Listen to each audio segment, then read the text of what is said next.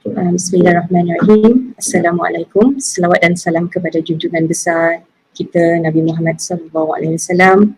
Alhamdulillah, hari ini 27 April bersamaan 4 Ramadan 1441 Hijrah. Kita bertemu lagi di segmen santai tapi berantai. Kita ditemani oleh seorang penceramah yang amat dikenali, amat dikasihi dan diminati ramai, Fadilah Ustazah Asma Harun. Ya, kita akan bawa masuk Ustazah saya. Allahumma salli salatan kamilatan wa sallim salaman tamman ala sayyidina Muhammadin alladhi.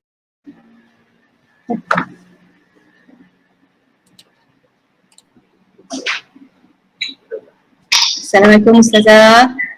Waalaikumsalam warahmatullahi wabarakatuh. Amin. Alhamdulillah kita dapat bertemu walaupun bukan fizikal, secara virtual. Ustazah sampai ke Singapura ya? Ya, Alhamdulillah. Apa khabar warga Singapura, Puan Masrura? Saya sebagai Alhamdulillah. Ustazah macam mana Ustazah kat sana? PKP dah berapa hari? Kita dah masuk PKP yang keempat. 40 lebih ya? Ya betul. Sebulan lebih. Ya, Ramadan pertama kita tak melakukan perkara yang kita selalu lakukan ya? Ya betul. Tapi ia sangat banyak hikmah kan? InsyaAllah kita akan kupas nanti. Ya. InsyaAllah. Jadi saya rasa ramai yang tak sabar pula nak dengar dengan lebih lanjut perkongsian Ustazah. Bagi mereka yang ingin mengajukan soalan, boleh saja komen kat bawah. Tajuk hari ini adalah keluarga sakinah. Apa itu keluarga sakinah? Dan apakah ciri-ciri keluarga sakinah? Mungkin Ustazah boleh berikan sedikit pencerahan. Silakan Ustazah. Okay, subhanallah. Auzubillahi minasyaitanirrajim. Bismillahirrahmanirrahim. Assalamualaikum warahmatullahi wabarakatuh. Alhamdulillah. Alhamdulillahi rabbil alamin. Hamdan lillah. Salatan wa salaman ala rasulillah. Sayyidina wa maulana wa habibina wa syafi'ina Muhammad ibn Abdullah wa ala alihi wa ashabihi awliyaillah. Alhamdulillah, terlebih dahulu muslimin muslimat yang diberkati Allah, yang dirahmati Allah sekalian. Marilah sama-sama kita memulakan dengan bacaan Ummul Kitab Al-Fatihah. Auzubillahi minasyaitanirrajim. Bismillahirrahmanirrahim. Alhamdulillahi rabbil alamin. Ar-Rahmanir-Rahim. Maliki yaumiddin. Iyyaka na'budu wa iyyaka nasta'in. Ihdinas siratal mustaqim. Siratal ladzina an'amta 'alaihim ghairil maghdubi 'alaihim waladdallin. Amin. Amin ya rabbal alamin. Alhamdulillah. Salam Ramadan, 4 Ramadan pada hari ini. Subhanallah, hari ini adalah hari Isnin, 4 Ramadan. Begitu cepat sekali sebenarnya masa berlalu. Namun ada lagi yang merasakan bahawasanya dia ada peluang dan ruang yang panjang lagi untuk bulan Ramadan. Satu perkara yang sangat merugikan kita ya, kalau kita ada satu mistake, hari ni baru 2 Ramadan, baru 4 Ramadan, masih panjang lagi masa untuk khatam Quran. Nantilah awal Ramadan baru nak warming up contohnya. Baru Ramadan, kita tak perlulah nak terkejar-kejar sangat. Nanti orang yang ada sikap begini daripada awal, dia akan berterusan sampai akhir. Sampai akhir. Tanpa sedar Ramadan berlalu, tinggal lagi 2-3 hari. Ketika itulah baru dia kata, ya Allah, ruginya aku tak sempat nak khatam. Ruginya tak bangun siap malam. Ruginya ada tinggal tarawih. Ruginya masa banyak dibuang dengan melayan TV ataupun melayan Netflix ataupun apa-apalah Instagram dan sebagainya. Jadi walaupun baru 4 Ramadan, sebenarnya bagi orang yang soleh, orang yang mukmin, orang yang dekat dengan Allah, rindukan Ramadan, setiap hari yang berlalu dengan rasa sedih. Ya Allah, dah 4 Ramadan. Apa yang dah dibuat 3 Ramadan yang lepas, 3 hari yang lepas dan sebagainya. Subhanallah, mudah-mudahan kita bukan di kalangan yang Allah sebut di dalam surah Al-As. Bismillahirrahmanirrahim. Wal-As, demi masa. Sesungguhnya manusia itu dalam rugi, dalam kerugian. Illa allazina amanu wa amilus salihat. kecuali orang yang beriman dan beramal soleh. Jadi sejauh mana kita beramal soleh, barulah kita tidak di kalangan orang-orang yang rugi. Dan Allah menyambung lagi, watawasau bis sabri watawasau bis sabr. Dan kecuali siapa orang tak rugi, orang yang sentiasa memberi peringatan, ingat mengingat tentang kebaikan, ingat mengingat tentang kesabaran. Jadi kuliah-kuliah yang kita buat, ceramah yang kita buat, itulah di antara matlamat kita. Walaupun nanti mungkin orang tengok tajuk yang sama, keluarga sakinah, tajuk biasa je, tajuk sama je, tak habis-habis tajuk pasal keluarga sakinah, mawadah, warahmah, sakinah, keluarga bahagia, tajuk sama, tak boleh ke buat tajuk berbeza? Sebenarnya Islam ini memang satu agama yang mana Allah sendiri berfirman di dalam Al-Quran, berilah peringatan, peringatan itu adalah bermanfaat. Fatazakkaru, berilah peringatan. Inna zikra tanfa'ul mu'minin. Sesungguhnya peringatan itu adalah bermanfaat untuk orang mukmin. Bila sebut peringatan, ingat, diingat. Adalah benda yang sama tapi diingat-ingat. Kerana manusia ada satu sifat pelupa. Al-insanu la yakhlu anil khati' wan nisyan. Manusia ini tidak akan sunyi. Maksud tidak sunyi itu adalah sifat semula jadi yang Allah ciptakan. Daripada lupa dan juga buat salah. Allahu Akbar. Kerana itu, menyedari hakikat itulah bagi orang mukmin, walaupun dia dengar peringatan yang sama. Peringatan pasal apa? Sabar hadapi ujian, kena bersangka baik dengan Allah, tawakal, berusaha gigih untuk rezeki, tentang bab tip-tip rumah tangga bahagia dan sebagainya. Ulang-ulang cerita yang sama. Tentang Nabi dengan isteri, tentang Nabi dengan anak, tentang Nabi dengan sahabat. Kalau kita baca mana-mana buku pun, akhirnya akan berulang-ulang kadang kisah yang sama. Kerana itu adalah agama kita. Agama ad-dinu an-nasihah. Agama adalah nasihat. Nasihat biasanya adalah mengulang-ulang perkara yang sama. Bagi orang mukmin ia bukan satu perkara yang boring. Bagi orang mukmin ia bukan satu perkara yang sia-sia. Walaupun kita dengar perkara yang sama, subhanallah, kadang ia akan menguatkan lagi hati kita. Alhamdulillah, muslimin muslimat yang dirahmati Allah, yang saya hormati, yang saya segani. Terlebih dahulu saya ingin ucap terima kasih kepada pihak penganjur.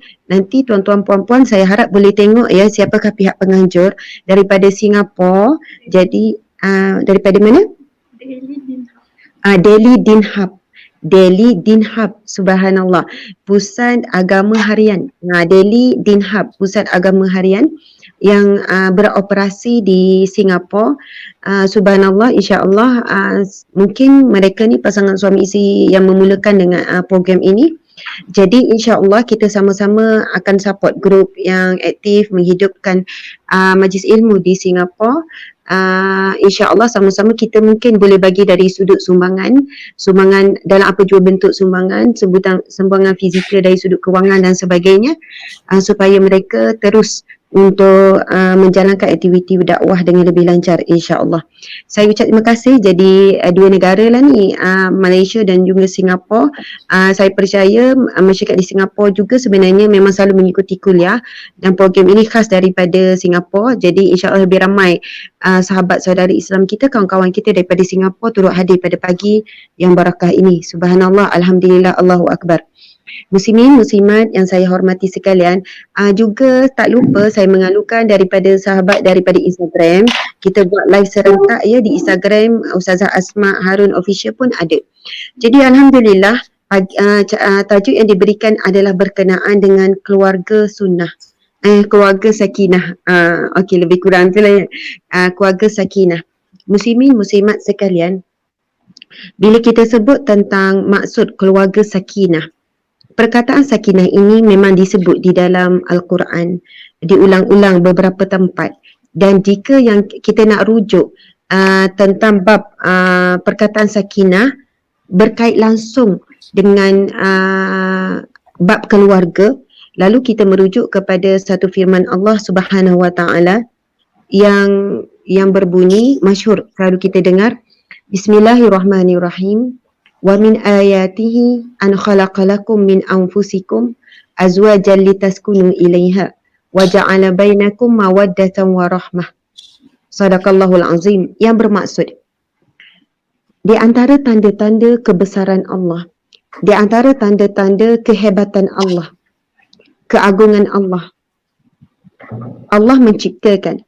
Wa min ayatihi an khalaqalakum. Allah menciptakan daripada diri kamu sendiri pasangan kamu litaskunu ilaiha, supaya kamu rasa tenang, tenteram kepadanya. Wa ja'ala bainakum, dan dijadikan di antara kamu mawaddatan wa rahmah, kasih sayang, belai manja, kasih sayang romantik, wa rahmah, belah kasihan, tanggungjawab, amanah. Subhanallah. Jadi perkataan yang pertama Allah sebutkan di antara hubungan suami isteri, hubungan dengan anak-anak, dengan keluarga, litaskunu ilaiha, supaya kamu rasa tenang. Bila sebut litaskunu, memang itu adalah terbitan daripada sakana, kemudian sakinah, iaitu tenang, keluarga yang bahagia. Bila kita sebut tentang keluarga sakinah, muslimin-muslimin sekalian, ia membawa maksud keluarga yang tenang. Sakinah itu maksud dia dominannya adalah tenang.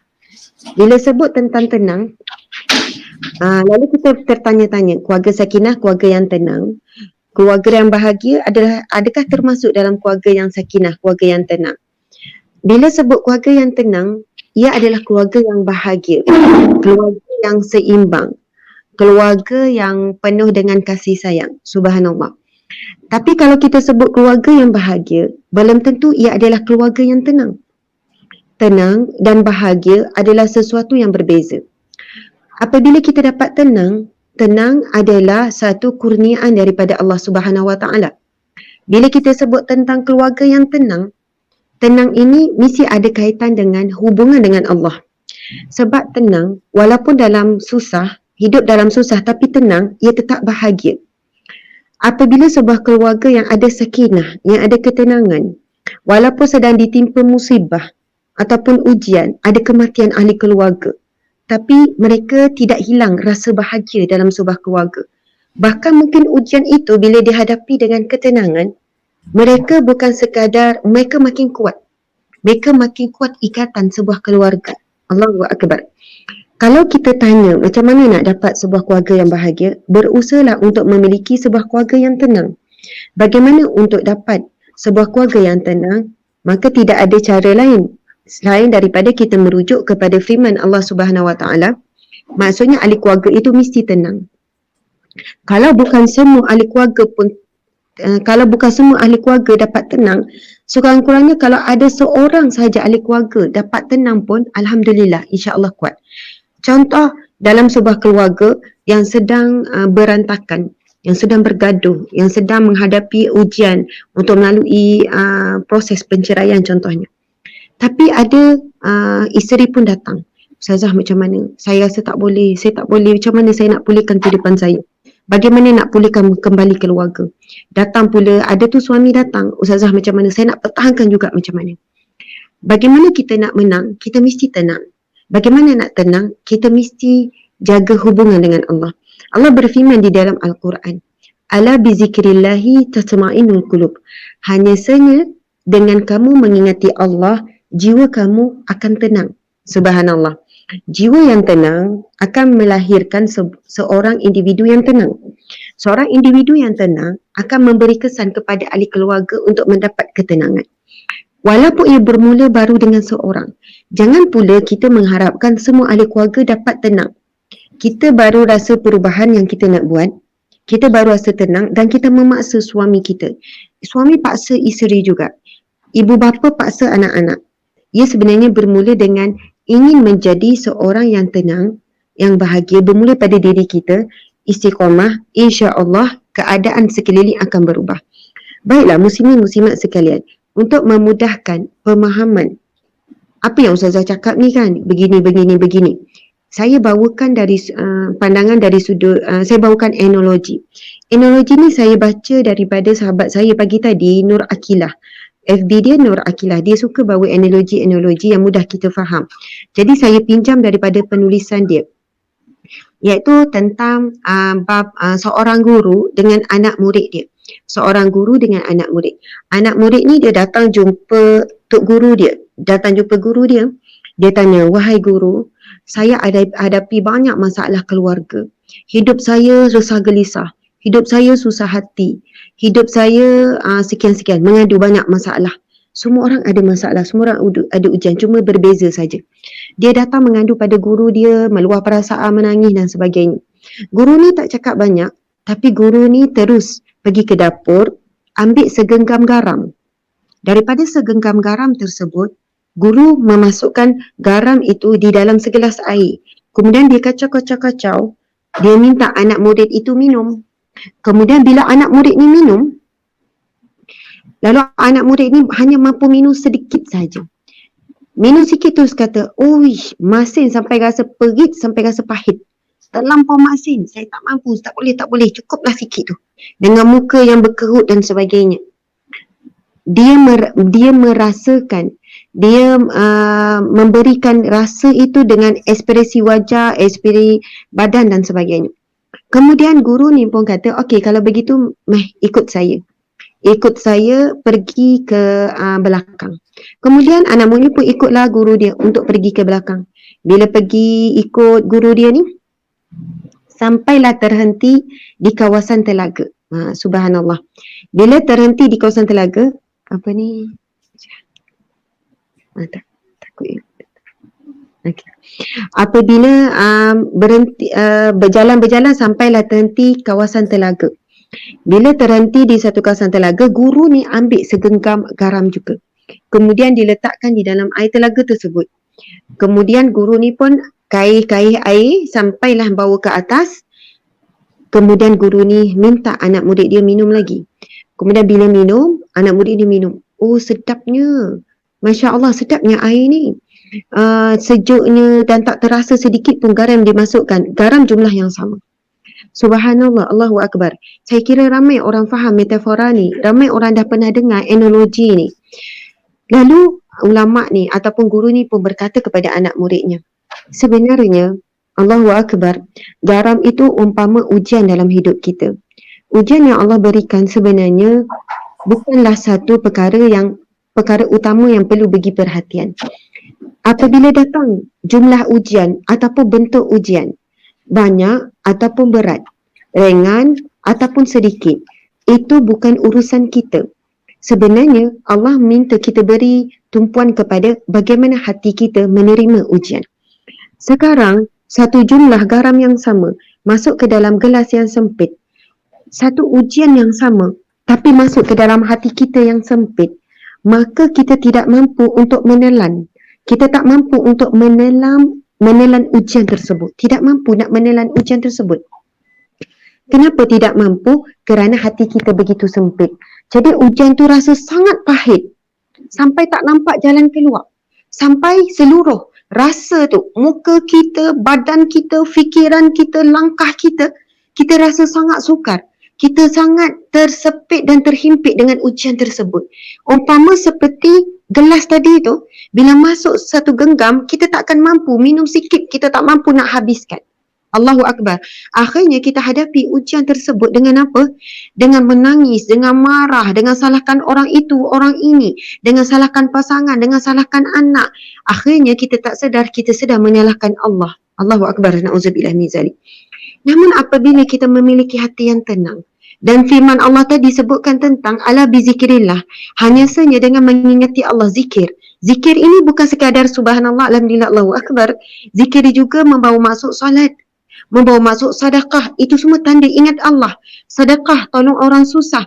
Ada orang, dia tak banyak baca Quran, dia tak banyak solat. Tapi masanya pagi sampai petang, dia banyak habiskan masa sebagai apa? Untuk pergi tolong orang susah, hantar bekalan makanan sampai dia balik ke penatan. Lalu dia kata, ya Allah, kurangnya hari ini aku baca Quran. Dan bila penat malam pula dia tertidur. Tetapi itu tanda dia zikrullah. Dia mengingati Allah dengan jalan apa? Dia pergi menyantuni orang susah, orang miskin. Itu juga perintah Allah. Sama juga sebenarnya saya ingin berikan ketenangan. Saya nak tenangkan. Ramai juga di kalangan frontliner yang bagi mesej, yang tanya, Ustazah, saya doktor, saya ditugaskan pula untuk bahagian COVID-19, saya di bahagian ni sekian-sekian. Bulan Ramadan orang lain boleh kejar satu khatam Al-Quran, saya nak dapat 1 juzuk bulan Ramadan pun payah. Nurse pun ada tanya, polis pun ada tanya, askar pun ada tanya. Maksudnya orang yang bila bulan Ramadan kadang makin sibuk. Allahu Akbar. Lalu mereka tanya, Ustazah macam mana ya? Saya nak juga dapat keberkatan Ramadan. Saya nak juga baca Quran sebanyak-banyaknya. Saya berikan solusi yang mudah. Saya kata kenapa? Bukan tujuan kita nak banyakkan baca Al-Quran itu dengan khatam 30 juzuk tak. Tapi memperbanyakkan baca Al-Quran cukup sekadar bagi orang yang sibuk begini. Jangan pula orang yang tak sibuk ambil kaedah ini. Ini khusus bagi orang yang sibuk. Saya biasanya akan katakan, ulang saja mana-mana surah yang kita dah hafal. Ustazah, saya ulang 3 kul je. Boleh, subhanallah. Yang Nabi sebut, Nabi SAW bersabda sesungguhnya setiap huruf daripada Al-Quran itu diberikan 10 kebaikan ataupun ganjaran pahala. Aku bukan katakan alif lam mim satu huruf, tapi alif satu huruf, lam satu huruf, mim satu huruf. Bukannya kena baca surah-surah yang berbeza, tidak. Jadi kalau ulang je 3 kul, tengah bertugas, jaga trafik, tengah bertugas, tengah buat report, tengah merawat pesakit, ulang je qul huwallah, ulang je qul a'udzu birabbil falaq, ulang je qul a'udzu binnas, ulang je Al-Fatihah, ulang saja ayat kursi. Subhanallah, setiap huruf yang diulang-ulang itu diberi pahala. Maksudnya memperbanyakkan baca Al-Quran ini bagi setengah orang yang lapang adalah dia mungkin target khatam 1 kali, 2 kali, 3 kali, memperbanyakkan mengulang-ulang. Namun bagi orang yang tidak punya masa, tugas terlalu banyak, maka cukuplah baginya mengulang-ulang ayat-ayat yang sama, surah-surah yang sama, tetapi dia menjadi orang yang sentiasa membaca Al-Quran. Subhanallah, Allahu Akbar. Saya nak kembali kepada analogi tadi. Apabila kita dihadapi oleh Allah ujian demi ujian, kita jangan fokus kepada ujian tersebut, tetapi fokuslah kepada hati yang menerima ujian. Selalu juga saya pesan pada diri saya cuba ingatkan pada diri saya dan kepada semua yang sentiasa diuji untuk mendapat sebuah keluarga yang sakinah memang berat sangat. Maka sebelum kita fikir masalah, sebelum fikir tentang cara masalah, kita banyakkan zikir. Bukan kata tak boleh fikir, tak payah fikir. Bukan kata menolak terus fikir, menolak terus akal. Tak payah fikir, zikir je nanti selesai. Tak. Allah memang bekalkan kita akal supaya kita berfikir. Tetapi sebelum berfikir, zikir terlebih dahulu. Dan Alhamdulillah, banyak kes. Saya kadang tu tak boleh nak fikir, tak boleh nak bagi solution. Sebab kes terlalu banyak, terlalu berat. Kes luar biasa yang diadukan sehingga saya tak mampu nak beri ilham. Saya hanya, ya Allah kesiannya puan, dahsyat sangat ujian puan ni. Ya Allah dahsyatnya ujian tuan ni, saya tak tahu macam mana nak buat. Masalah anak, masalah isteri, masalah suami, masalah keuangan yang sangat dahsyat, hutang dengan alung hutang sekian-sekian sampai saya tak mampu nak beri idea. Saya kata macam ni lah puan. Hari ini, buat masa hari ini, sebelum besok kita sambung balik, boleh tak saya minta zikir dahulu? Zikir dulu. Bagi orang yang begini kadang tu dia tak ada idea nak zikir apa. Zikir apa Ustazah? Istighfar 1000 kali dengan tenang, kemudian selawat juga 1000 kali dengan tenang, bagikanlah berapa kali, kemudian zikir la haula wala quwwata illa billah, tidak ada daya, tidak ada upaya, betul-betul rasa ya Allah aku tak ada daya, tak ada upaya. Ustazah 1000 tu banyak sangat. Tak apa, so buatlah 500. 500 banyak sangat. Kalau itu pun rasa banyak, 500 rasa banyak, Masya Allah. Kalaulah itu rasa berat, lagilah berat masalah untuk diselesaikan. Bila kita sebut pasal tentang zikir, kita memang tak nampak bagaimana masalah kita untuk diselesaikan lagi. Kita tak nampak. Sebab akal kita sangat terhad, fikiran kita sangat terhad. Subhanallah muslimin muslimat sekalian. Kadang kes yang sangat berat yang saya sendiri tak terfikir macam mana nak selesaikan, tapi daripada zikir, hamba-hamba Allah yang datang cerita masalah ni, Ustazah, saya rasa tak apa. InsyaAllah saya dah nampak dah jalan dia. Alhamdulillah Ustazah, subhanallah, dah datang dah caranya Ustazah. Ustazah sekian-sekian. Kadang saya minta 3 hari, saya kata nanti kita bincang balik. Kadang tu 3 hari tak sampai 3 hari, ada tak sampai seminggu. Sebab yang mengadu ni melalui EPM jauh. Jadi kita konsak jauh. Bila kita minta buat macam tu, kita jangan fikir, Ustazah macam mana kes ni, suami saya dah nak keluar dah malam ni. Ada yang macam tu, Ustazah kok suami saya dah packing barang, malam ni nak tinggal saya ingat anak, macam mana saya nak buat? Okay, buat zikir ni sekian-sekian, malam ni kita tengok. Zikir ya Latif, minta Allah lembutkan hatinya, sekian-sekian. Dia nak ikut dah perempuan tu, Ustazah macam mana ni? Apa yang perlu saya buat? Saya nak sekat ke? Saya nak sorok ke? Saya nak buat macam mana? Kunci pintu rumah. Saya kata kita tak boleh fikir, kita sangat lemah. La haula wala quwata illa billah. Puan buat sekarang adalah puan zikir, puan solat. Ustazah saya tak boleh semayang. Saya cerita kisah benar ni. Saya tak boleh solat. Ustazah macam mana Ustazah? Dia susah hati. Okey, sekarang duduk atas tikar sejadah. Walaupun tak boleh solat, adat kiblat, wuduk tak payah ambil. Tapi zikir ini dengan tenang, menangislah kepada Allah sekian-sekian. Kemudian dia buat. Lepas maghrib, dia kata, Ustazah, Alhamdulillah, suami saya tak ada, ditinggalkan kami anak-anak. Tak jadi. Dia dah packing barang apa semua, dia cancelkan. Saya tak tahu kenapa tak jadi, tapi sekarang dia duduk dalam bilik, dia menangis. Allahu Akbar, subhanallah. Kadang banyak keadaan subhanallah, Allah minta kita kembali kepada Allah. Bila ada ujian, bila ada masalah, hakikatnya kita banyak kembali kepada manusia. Kita ujuk manusia tersebut. Kita pergi mengadu kepada sana sini. Tapi hakikatnya sebenarnya Allah minta kembali kepadanya yang memberi ujian.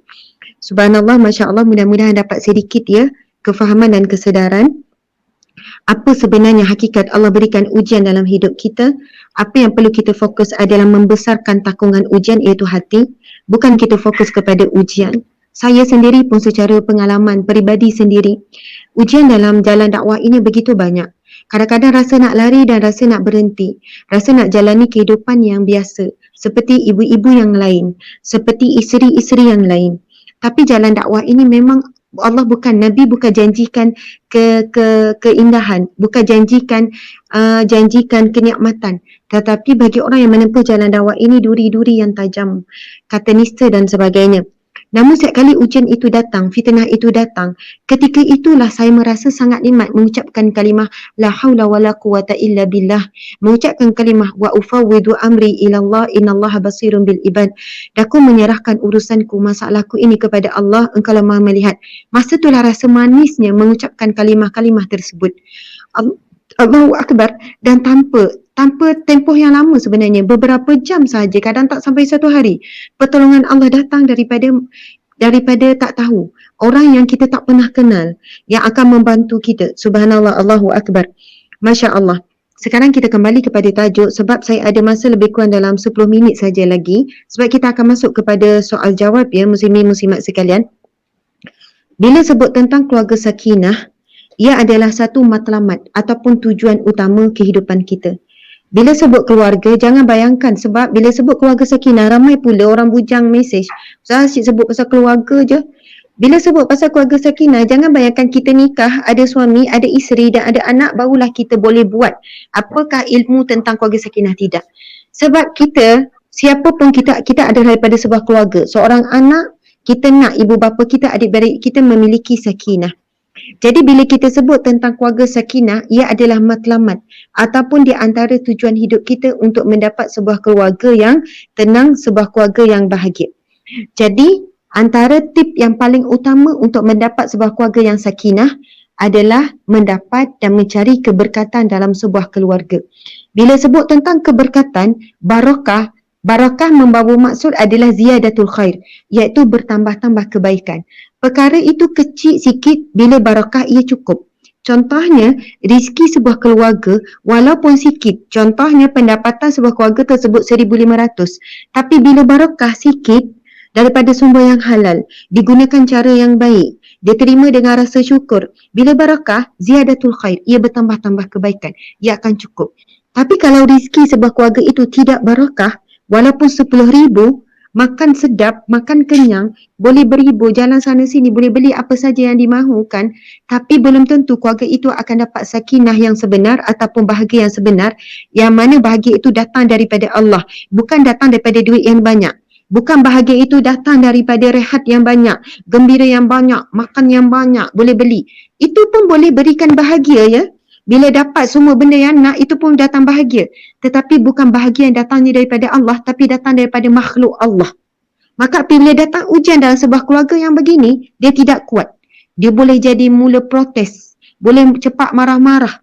Sebab kita tak tahu, hari ini mungkin kita senang, esok mungkin kita akan sempit. Kita tahu Allah boleh tarik bila-bila masa. Tapi bagi orang yang kehidupan keluarganya ada barakah, barakah ini daripada semua aspek.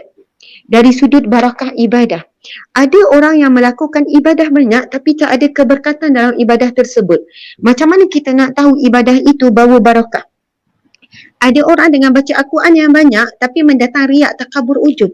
Jadi bacaan Al-Quran itu tidak membawa barakah, tetapi sebenarnya membawa musibah kepada orang yang membaca Al-Quran tersebut. Kerana tidak mampu Al-Quran itu membentuk hatinya menjadi orang yang ikhlas, orang yang baik. Di sana kita boleh lihat ada orang ahli Al-Quran tapi dia juga ahli gosip. Dia juga suka bercakap yang buruk. Dia juga suka menyakiti hati orang lain dengan kata-kata penulisannya. Sama ada di alam maya lah, terutamanya sekarang ni. Subhanallah. Jadi bila kita nak lihat suatu ibadah itu ada barakat atau tidak, kita boleh nilai dengan akhlak. Sebab akhlak adalah buahnya ibadah.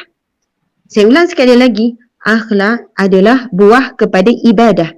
Maksudnya hasil daripada ibadah yang baik akan menghasilkan akhlak yang baik. Kalau akhlak masih buruk, itu menjadi kayu ukur bahawasanya ibadah walaupun banyak tapi ia tidak ada barakah. Allahu Akbar. Dari sudut ibadah mesti ada barakah. Kena belajar cari ibadah yang tepat. Kena belajar tasawuf, bagaimana menyucikan hati. Solat dengan ikhlas. Puasa ikhlas kerana Allah. Meninggalkan makan minum kerana Allah. Zikir kerana Allah. Baca Al-Quran kerana Allah. Bukan kerana nak khatam dan sebagainya. Kemudian yang kedua, bila kita sebut tentang ibadah, seterusnya kita sebut untuk menjadi keberkatan dalam sebuah keluarga, untuk dapat keluarga yang sakinah. Kita tinggal di mana? Kita tinggal di satu rumah. Rumah kita perlu barakah. Rumah yang barakah, walaupun sempit, rasa lapang. Rumah yang tidak barakah, walaupun rumah itu besar, selesa, tapi rasa sempit. Penghuni rumah tersebut jauh. Penghuni rumah tersebut akan sentiasa bermasam muka mungkin. Masalah yang kecil jadi besar. Sebab itu, sebuah rumah bukan kerana indah ataupun luasnya rumah, tapi barakah atau tidak. Ini definisi kita orang Islam. Sebab itu, bagi sebuah keluarga Islam untuk dapat sebuah keluarga sakinah, kediamannya mesti barakah. Bagaimana nak dapat sebuah rumah ataupun sebuah kediaman yang sakinah, yang barakah? Kediaman rumah tersebut adalah dibina kerana Allah. Allahu Akbar. Beli rumah kerana Allah. Saya dulu kan masa nak beli rumah, minta maaf saya selit sikit. Orang muda hari ini saya nak ingatkan, beli rumah, cari rumah kerana Allah. Maksudnya macam mana Ustazah? Luas sangat, saya tak faham konsep beli rumah kerana Allah. Pertama, ada orang nak beli rumah kerana nak berbangga-bangga dengan orang. Nak menunjukkan dia ada mampu, dia memiliki rumah yang besar sekian. Bukan saya kata tak boleh memiliki rumah yang besar, rumah yang selesa. Boleh, tapi perhatikan dulu tujuan kita beli rumah. Kalau kita beli rumah yang besar sekalipun, kita sedang membina sebuah rumah yang besar sekalipun, kerana Allah, maksudnya rumah itu nanti kita niatkan juga nanti boleh buat kuliah. Rumah tersebut kita akan bina surau, kita akan buat sekian-sekian. Rumah tersebut menghidupkan kebangkitan rasa untuk beribadah. Rumah tersebut sekian ada library dan sebagainya. Maksudnya kita dalam keadaan yang mampu dan kita buat satu rumah bagaimana ahli keluarga kita ini boleh hidup dengan membesarkan Allah. Tapi ada rumah yang besar menghidupkan apa? Budaya berhibur. Tempat yang paling utama dalam rumah tersebut apa dia? Tempat untuk menonton televisyen, tempat untuk berhibur. Ada bilik yang sekian-sekian dan sebagainya, bilik karaoke dan sebagainya. Na'udzubillah min zalik. Okey, di sini Masya Allah, ketika dulu masa kami contohnya lah, bukan nak kata kami ni bagus, tapi nak sebutnya ketika kita nak beli rumah, kita ikut panduan yang Nabi sebut. Di antaranya Nabi sebut, di antara tanda-tanda kebahagiaan seseorang itu adalah apabila dia diberi sebuah rumah yang selesa, maksud memiliki sebuah rumah yang selesa. Kedua, memiliki kenderaan yang baik. Ketiga, dia memiliki jiran yang baik. Bila kita fikirkan tentang tiga perkara yang disebutkan dalam hadis Nabi ini, Nabi sebut di antara tanda-tanda seseorang itu diberi nikmat daripada Allah, kenikmatan dalam hidupnya. Diberi rumah yang baik, kenderaan yang baik dan jiran yang baik. Jadi ketika nak beli rumah, kita minta petunjuk dengan Allah. Ramai orang dia beli rumah, dia ikut petunjuk bank. Maksudnya dia mampu beli mana? Paling tinggi berapa? Okey, mampu beli ni. Petunjuk orang, tanya orang. Tapi dia tak tanya petunjuk agama. Dia tak buat solat hajat. Dia tak buat solat istikharah. Ya Allah, berikanlah kami rumah yang baik untuk kami. Jiran yang baik untuk kami. Buat solat hajat, buat solat istikharah. Kadang kita dah jumpa rumah impian tapi macam mana jiran-jiran? Masya Allah, itu sangat menentukan bagaimana kehidupan kita ada barakah tidak, rumah kita ada barakah ke tidak. Masa nak beli rumah itu, betulkan niat. Ya Allah, moga rumah ini memberikan kami kebahagiaan, ya Allah. Rumah ini sekian-sekian. Tapi kalau untuk menunjuk, untuk riak, untuk takabur, untuk berbangga diri, untuk menambahkan kesombongan diri, maka rumah itu walaupun hebat macam mana, besar macam mana, sejuk macam mana, semua ada aircon dan sebagainya, ia tidak mampu untuk membawakan kedinginan, ketenangan dalam rumah tersebut. Rumah yang barakah ada banyak sebab juga. Rasulullah SAW bersebut sebuah rumah yang tidak dibacakan Al-Quran umpama seperti kuburan. Nabi sebut rumah yang tidak dibacakan Al-Quran umpama seperti kubur. Cuba kita tengok suasana kubur, gersang, sunyi, sepi. Jadi kalau rumah dibacakan Al-Quran, rumah itu adalah rumah yang tenang, rumah itu yang bahagia, rumah itu cantik, indah dan sebagainya. Bila sebut pasal rumah, banyak ya. Sebut pasal rizki pula, Allahu Akbar. Antara sebab utama rizki tak barakah adalah tidak membayar zakat. Jual berniaga benda elok, berniaga dah cara elok, semua elok dah semua. Dah benda yang halal dan sebagainya. Tapi tak bayar zakat. Kepada yang berniaga sama ada online ke tak online ke, Ustazah saya berniaga rugi. Rugi ke tak rugi nombor 2. Pergi dulu, hubungi dulu pusat zakat, saya wajib tak bayar zakat. Mungkin kenapa berniaga tak jalan lancar, berniaga tak berkembang, berniaga asyik rugi-rugi sebab tak bayar zakat. Jangan tunggu dan jangan tangguhkan. Kita bayar zakat tahun depan lah. Allahu Akbar, subhanallah. Itu rukun Islam yang keempat. Kalau kita abaikan saat hidup, maka hancur kehidupan kita. Sebab apa rukun Islam ni? Bila kita tolak satu, maka runtuhlah tiang agama kita. Kita ada 5 rukun Islam, 5 tolak 1, jadi kosong. Na'udzubillah min zalik. Allahu Akbar. Jadi subhanallah, Masya Allah, saya tengok kita dah pukul 36 minit. Pihak pengajian sebenarnya minta saya kupas tentang bab keluarga sakinah ni. Setengah jam saja sebab kita akan masuk soal jawab pula. Saya tahu kita akan masuk soal jawab pula. Minta maaf kalau saya tak sempat nak kupas, tapi kesimpulannya sebuah keluarga sakinah adalah sebuah keluarga yang barakah. Maka insya-Allah sebuah keluarga yang barakah itu adalah sebuah keluarga. Kalau tak mampu semua ahli keluarga, kita seorang dulu bermula pun tak apa. Kalau ada cita-cita nak dapat sebuah keluarga yang barakah, keluarga yang tenang, bermulalah daripada diri kita, daripada semua aspek. Rumah kita, dari sudut keuangan kita kena barakah, dari sudut makan minum kita barakah, cara tidur kita barakah, cara makan kita barakah, iaitu antaranya dengan mengikut semuanya sunnah Nabi SAW. Masuk tandas ikut sunnah Nabi, buang air ikut sunnah Nabi, keluar tandas ikut sunnah Nabi. Mandi ikut sunnah Nabi, keluar nak pakai baju ikut sunnah Nabi. Nak keluar rumah ikut sunnah Nabi, terlalu banyak. A to Z. Daripada celak mata sampai tutup mata balik. Cuba cek sunnah-sunnah Nabi seharian. Ada banyak kitab-kitab tentang bab perihal kehidupan Nabi daripada awal sampai akhir. Kalau kita cuba hidupkan umpama Nabi Muhammad SAW hidup dalam rumah tangga kita, maka sudah tentu rumah tangga kita akan peroleh barakah. Saya suka ingatkan, kalaupun kita tak boleh nak semua buat. Anak tak buat, Ustazah suami saya tak nak ikut lah, anak saya tak nak ikut. Sebab apa saya sebut begini? Sebab ramai orang meluah di FB, di page, di Ustazah saya je nak berubah. Sebab itu orang yang nak berubah, tolong anda berubah ikhlas kerana Allah, bukan kerana nak orang lain berubah. Kalau kita nak berubah tapi nak orang lain berubah juga, perubahan kita lagi susah dan perubahan orang lain lagi susah. Maka bermula dengan diri, buat dulu sunnah-sunnah Nabi walaupun kecil. Nampak remeh, yang kecil-kecil nanti bila dah biasa, akhirnya rahmat Allah turun dalam rumah tangga kita, barakah Allah akan turun. Akhirnya rumah tangga kita akan diberikan sakinah, rumah tangga yang tenang. InsyaAllah akan bahagia. Subhanallah. Saya kembali kepada Puan Masrurah tadi. Alhamdulillah. Alhamdulillah. Terima kasih Ustazah atas pencerahan yang berikan, amat mantap walaupun dalam setengah jam Ustazah dapat berikan banyak. Kalau dapat dirumuskan, yang bermula daripada sakinah, perkataan sakinah itu adalah tenang dan bahagia. Tenang apabila keluarga itu ditimpa ujian. Dan Betul. bila ujian tu datang, kita sebelum, yang saya suka zikir sebelum fikir. Zikir sebelum fikir. Kata-kata yang pendek ni tapi ingat, boleh senang untuk ingat. Kata zikir yang dianjurkan ialah istighfar, selawat atas Nabi dan juga la haula wala quwwata illa billah. InsyaAllah apa-apa yang Ustazah kongsikan hari ini, saya harap kita semua dapat sama-sama melakukannya dalam bila berdepan dengan ujian nanti, insyaAllah. Okey, kita akan seperti yang telah dikatakan tadi, kita ada satu organisasi atau badan yang bernama Iman Catalyst Community. Okay.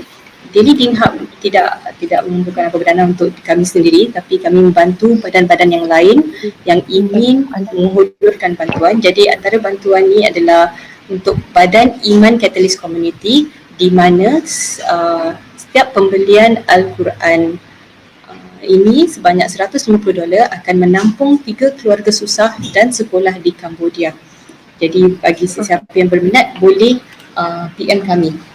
PM kami, jangan tulis komen kat bawah komen, nanti terlalu banyak kami tak dapat follow up. Jadi boleh PM kami, jadi kami dapat memberikan butiran yang lebih lanjut. Okay. Okay, sekarang untuk soalan yang pertama untuk Ustazah. Boleh Ustazah? Boleh, insyaAllah. Yang pertama. Okay, bagaimana nak bentuk anak-anak remaja untuk cenderung dengan Islam? Okey, subhanallah, alhamdulillah, Allah Akbar. Soalan yang sangat baik. Bagaimana nak membentuk anak-anak remaja supaya cenderung dengan Islam?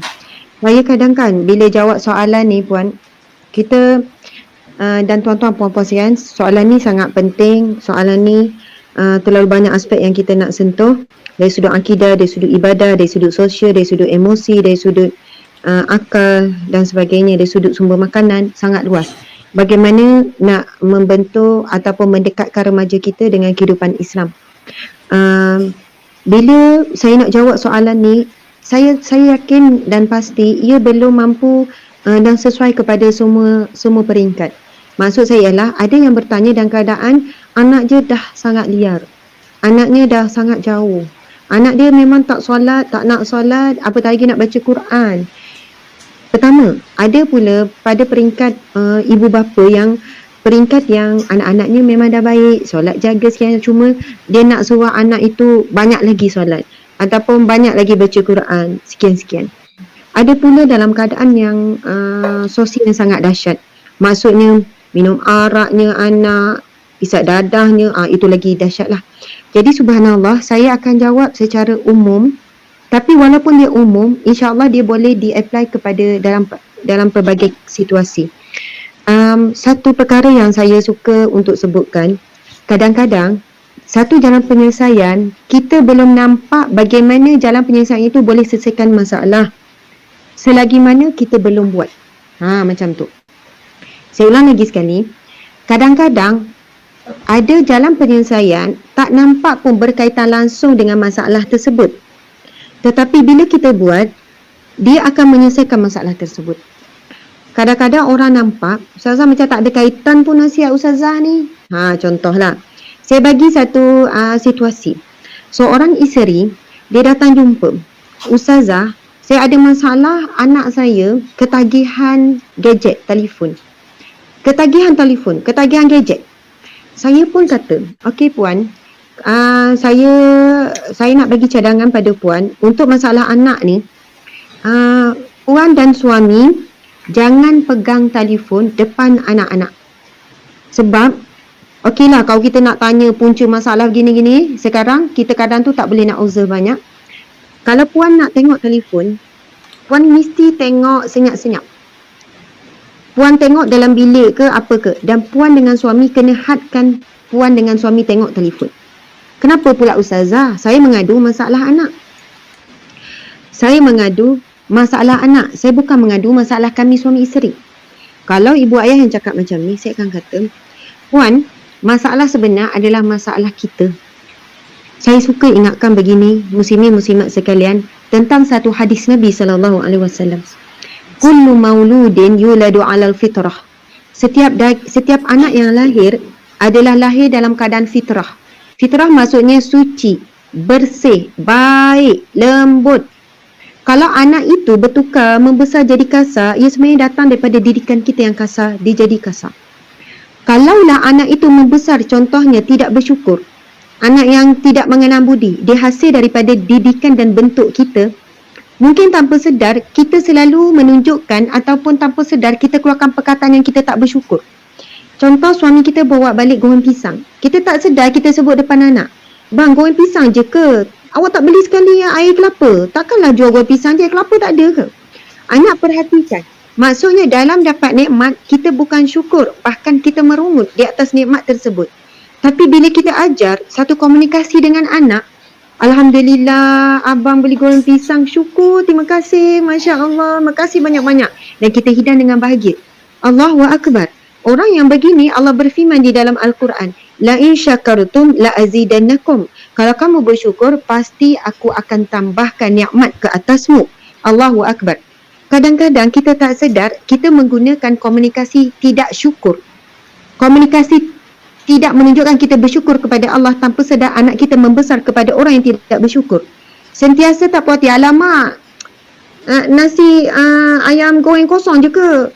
Mak, ala lauk sama je ke? Kita tak sedar selama ini kita pun besar dengan komunikasi begitu dengan suami. Anak perhatikan. Allahu Akbar.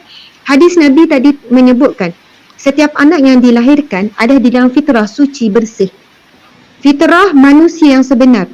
Anak kecil, cuba kita tengok, dia bukan seorang yang pendendam. Saya selalu perhatikan anak-anak saya. Kita ada 7 orang anak kan. Diorang bergaduh teruk macam mana, kadang sampai bengkak lah diorang bergaduh tu. Tapi elok lepas tu boleh main sama-sama, boleh gurau. Diorang tak ada simpan dalam hati. Subhanallah. Tapi kalau anak itu bila besar esok, mudah dendam pada orang, mungkin kerana kita telah membentuk perasaan dendam. Contoh, kita tidak memaafkan seseorang, kita simpan dendam. Tanpa sedar ia memberi kesan kepada anak-anak kita juga membesar memiliki hati yang ada dendam, susah nak memaafkan orang dan sebagainya. Allahu Akbar. Di antara pembulian ataupun penderaan ibu ayah tanpa sedar terhadap anak-anak adalah tidak memberikan kasih sayang yang sama rata kepada anak-anak. Kita memang akan diuji dengan anak-anak. Ada anak yang sangat bagus akhlaknya. Ada anak, ya Allah, menguji sungguh dia. Ada anak kuat baca Quran, yang ni tak nak baca Quran. Yang ni tak payah suruh buat kerja, buat sendiri. Yang ni suruh pun tak buat. Allah akan uji. Akhirnya mungkin kita cenderung memberi kasih sayang ini lebih, yang ini kurang. Allahu Akbar, subhanallah. Akhirnya anak ini semakin jauh, semakin memberontak, makin keras dan sebagainya. Adakah kita memberi kasih sayang kepada anak itu kerana anak ataupun kerana Allah? Kalau kita berikan kasih sayang itu kerana Allah, mengharap redha Allah, mengharap ganjaran daripada Allah, bukan ganjaran daripada anak, balasan pada anak, insya-Allah kita kuat untuk memberikan kasih sayang sama. Bila beri hadiah sama, bila beri penghargaan sama, insya-Allah anak ini Allah akan kembalikan dia kepada kita. Bila saya nak pergi kepada saya nak habiskan hadis Nabi tu, kena habiskan. Nabi sebut setiap anak dilahirkan dalam fitrah. Fa abawahu, maka ibu bapanya lah, ayyuhawidanihi aw yunasirani aw yumajjisanihi. Maka ibu bapanya lah yang akan mengubah anak ini daripada fitrah tadi tu, fitrah lembut, penyayang. Kita tengok sifat anak-anak kecil macam mana. Penyayang, pemaaf, seorang yang baik, mendengar kata, comel dan sebagainya. Akan bertukar daripada fitrah ini, fitrahnya akan pergi kepada apa? Sifat-sifat sebagaimana ayyuhawidani ayyunasirani ayyumajjisani, seperti orang Yahudi, orang Nasrani ataupun orang-orang Majusi. Allahu Akbar. Jadi bila sebut tentang fitrah, fitrah ini maksudnya adalah Islam. Islam adalah agama fitrah. Bila sebut tentang Islam agama fitrah, maksudnya Islam adalah cara hidup yang sebenar. Siapa yang nak anak-anaknya baik, tak boleh cara lain, guna psikologi, guna sekian-sekian, ya boleh, tetapi semuanya mesti dengan acuan Islam, acuan agama, barulah anak itu jadi baik. Jadi penutup kepada soalan ni, Ustazah, macam mana nak balikkan semula anak saya dan sebagainya? Pertama, wahai ibu ayah sekalian, perkara yang kadang-kadang ibu ayah saya sendiri cuai, iaitu doa. Doa. Ad-du'a silahul mu'mini, doa adalah senjata umat Islam. Mungkin kita kurang berdoa, kita tak kuat berdoa, kita tak khusyuk berdoa, kita tak minta sungguh-sungguh dengan Allah. Allahu Akbar. Saya nak tanya, berapa lama tempoh kita berdoa setiap kali lepas solat fardu? Berapa lama tempoh kita berdoa untuk bangun waktu malam, untuk minta dapat anak yang baik, anak yang soleh? Jadi kalau yang tu kita tak boleh jawab, dan kalau kita dah ada jawapan sangat sedikit, maka berhenti komplain tentang anak. Berhenti komplain tentang bila kau nak jadi anak yang baik, bila kau nak berubah, tolong berhenti. Tukarkan komplain itu kepada doa. Tolong tukar rungutan kepada doa. Allahu Akbar. Dan tolong jangan underestimate. Jangan kita memandang rendah kepada kuasa doa. Saya dah jumpa ramai ibu ayah yang Allahu Akbar, dia kata, Ustaz, saya tak sangka masalah anak sama ini boleh diselesaikan oleh Allah dengan doa. Sedangkan saya dah alami, saya dah buat. Allahu Akbar, macam ni ya, muslim-muslimat. Saya sendiri pun bila sebut macam ni, saya sebenarnya tengok pada diri sendiri sangat lemah dalam bab berdoa. Doa ini ada satu kepala ibadah menyelesaikan banyak masalah. Tapi kelemahan umat Islam, ibu ayah hari ini adalah dalam bab berdoa. Contohnya macam ni, ramai ibu ayah dia usaha dengan minta air tawar sana, air tawar sini. Buat air baca Yasin, contohnya nak lembutkan anak. buat macam-macam usaha lah, beli pel pun macam-macam jual kan, pel untuk lembutkan hati anak, makan anak dah rajin baca Quran, makan itu ni macam-macam. Saya bukan menafikan itu semua ikhtiar usaha lah, tetapi kembali kepada bagaimana Allah sebut di dalam Al-Quran. Allah sebut di dalam Al-Quran, Bismillahirrahmanirrahim, wa idza sa'alaka ibadi anni fa inni qarib ujibu da'wata da'i iza da'an. Allah berfirman yang bermaksud, apabila hamba-Ku bertanya tentang-Ku wahai Muhammad, katakanlah inni qarib, aku sangat dekat.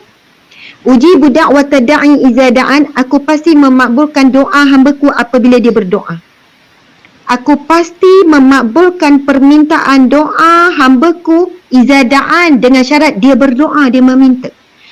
Falyastajibu li wal yu'minu bi. Allah sambung lagi, maka taatilah perintahku dan tinggalkanlah laranganku, wal yu'minu bi, dan berimanlah kepadaku.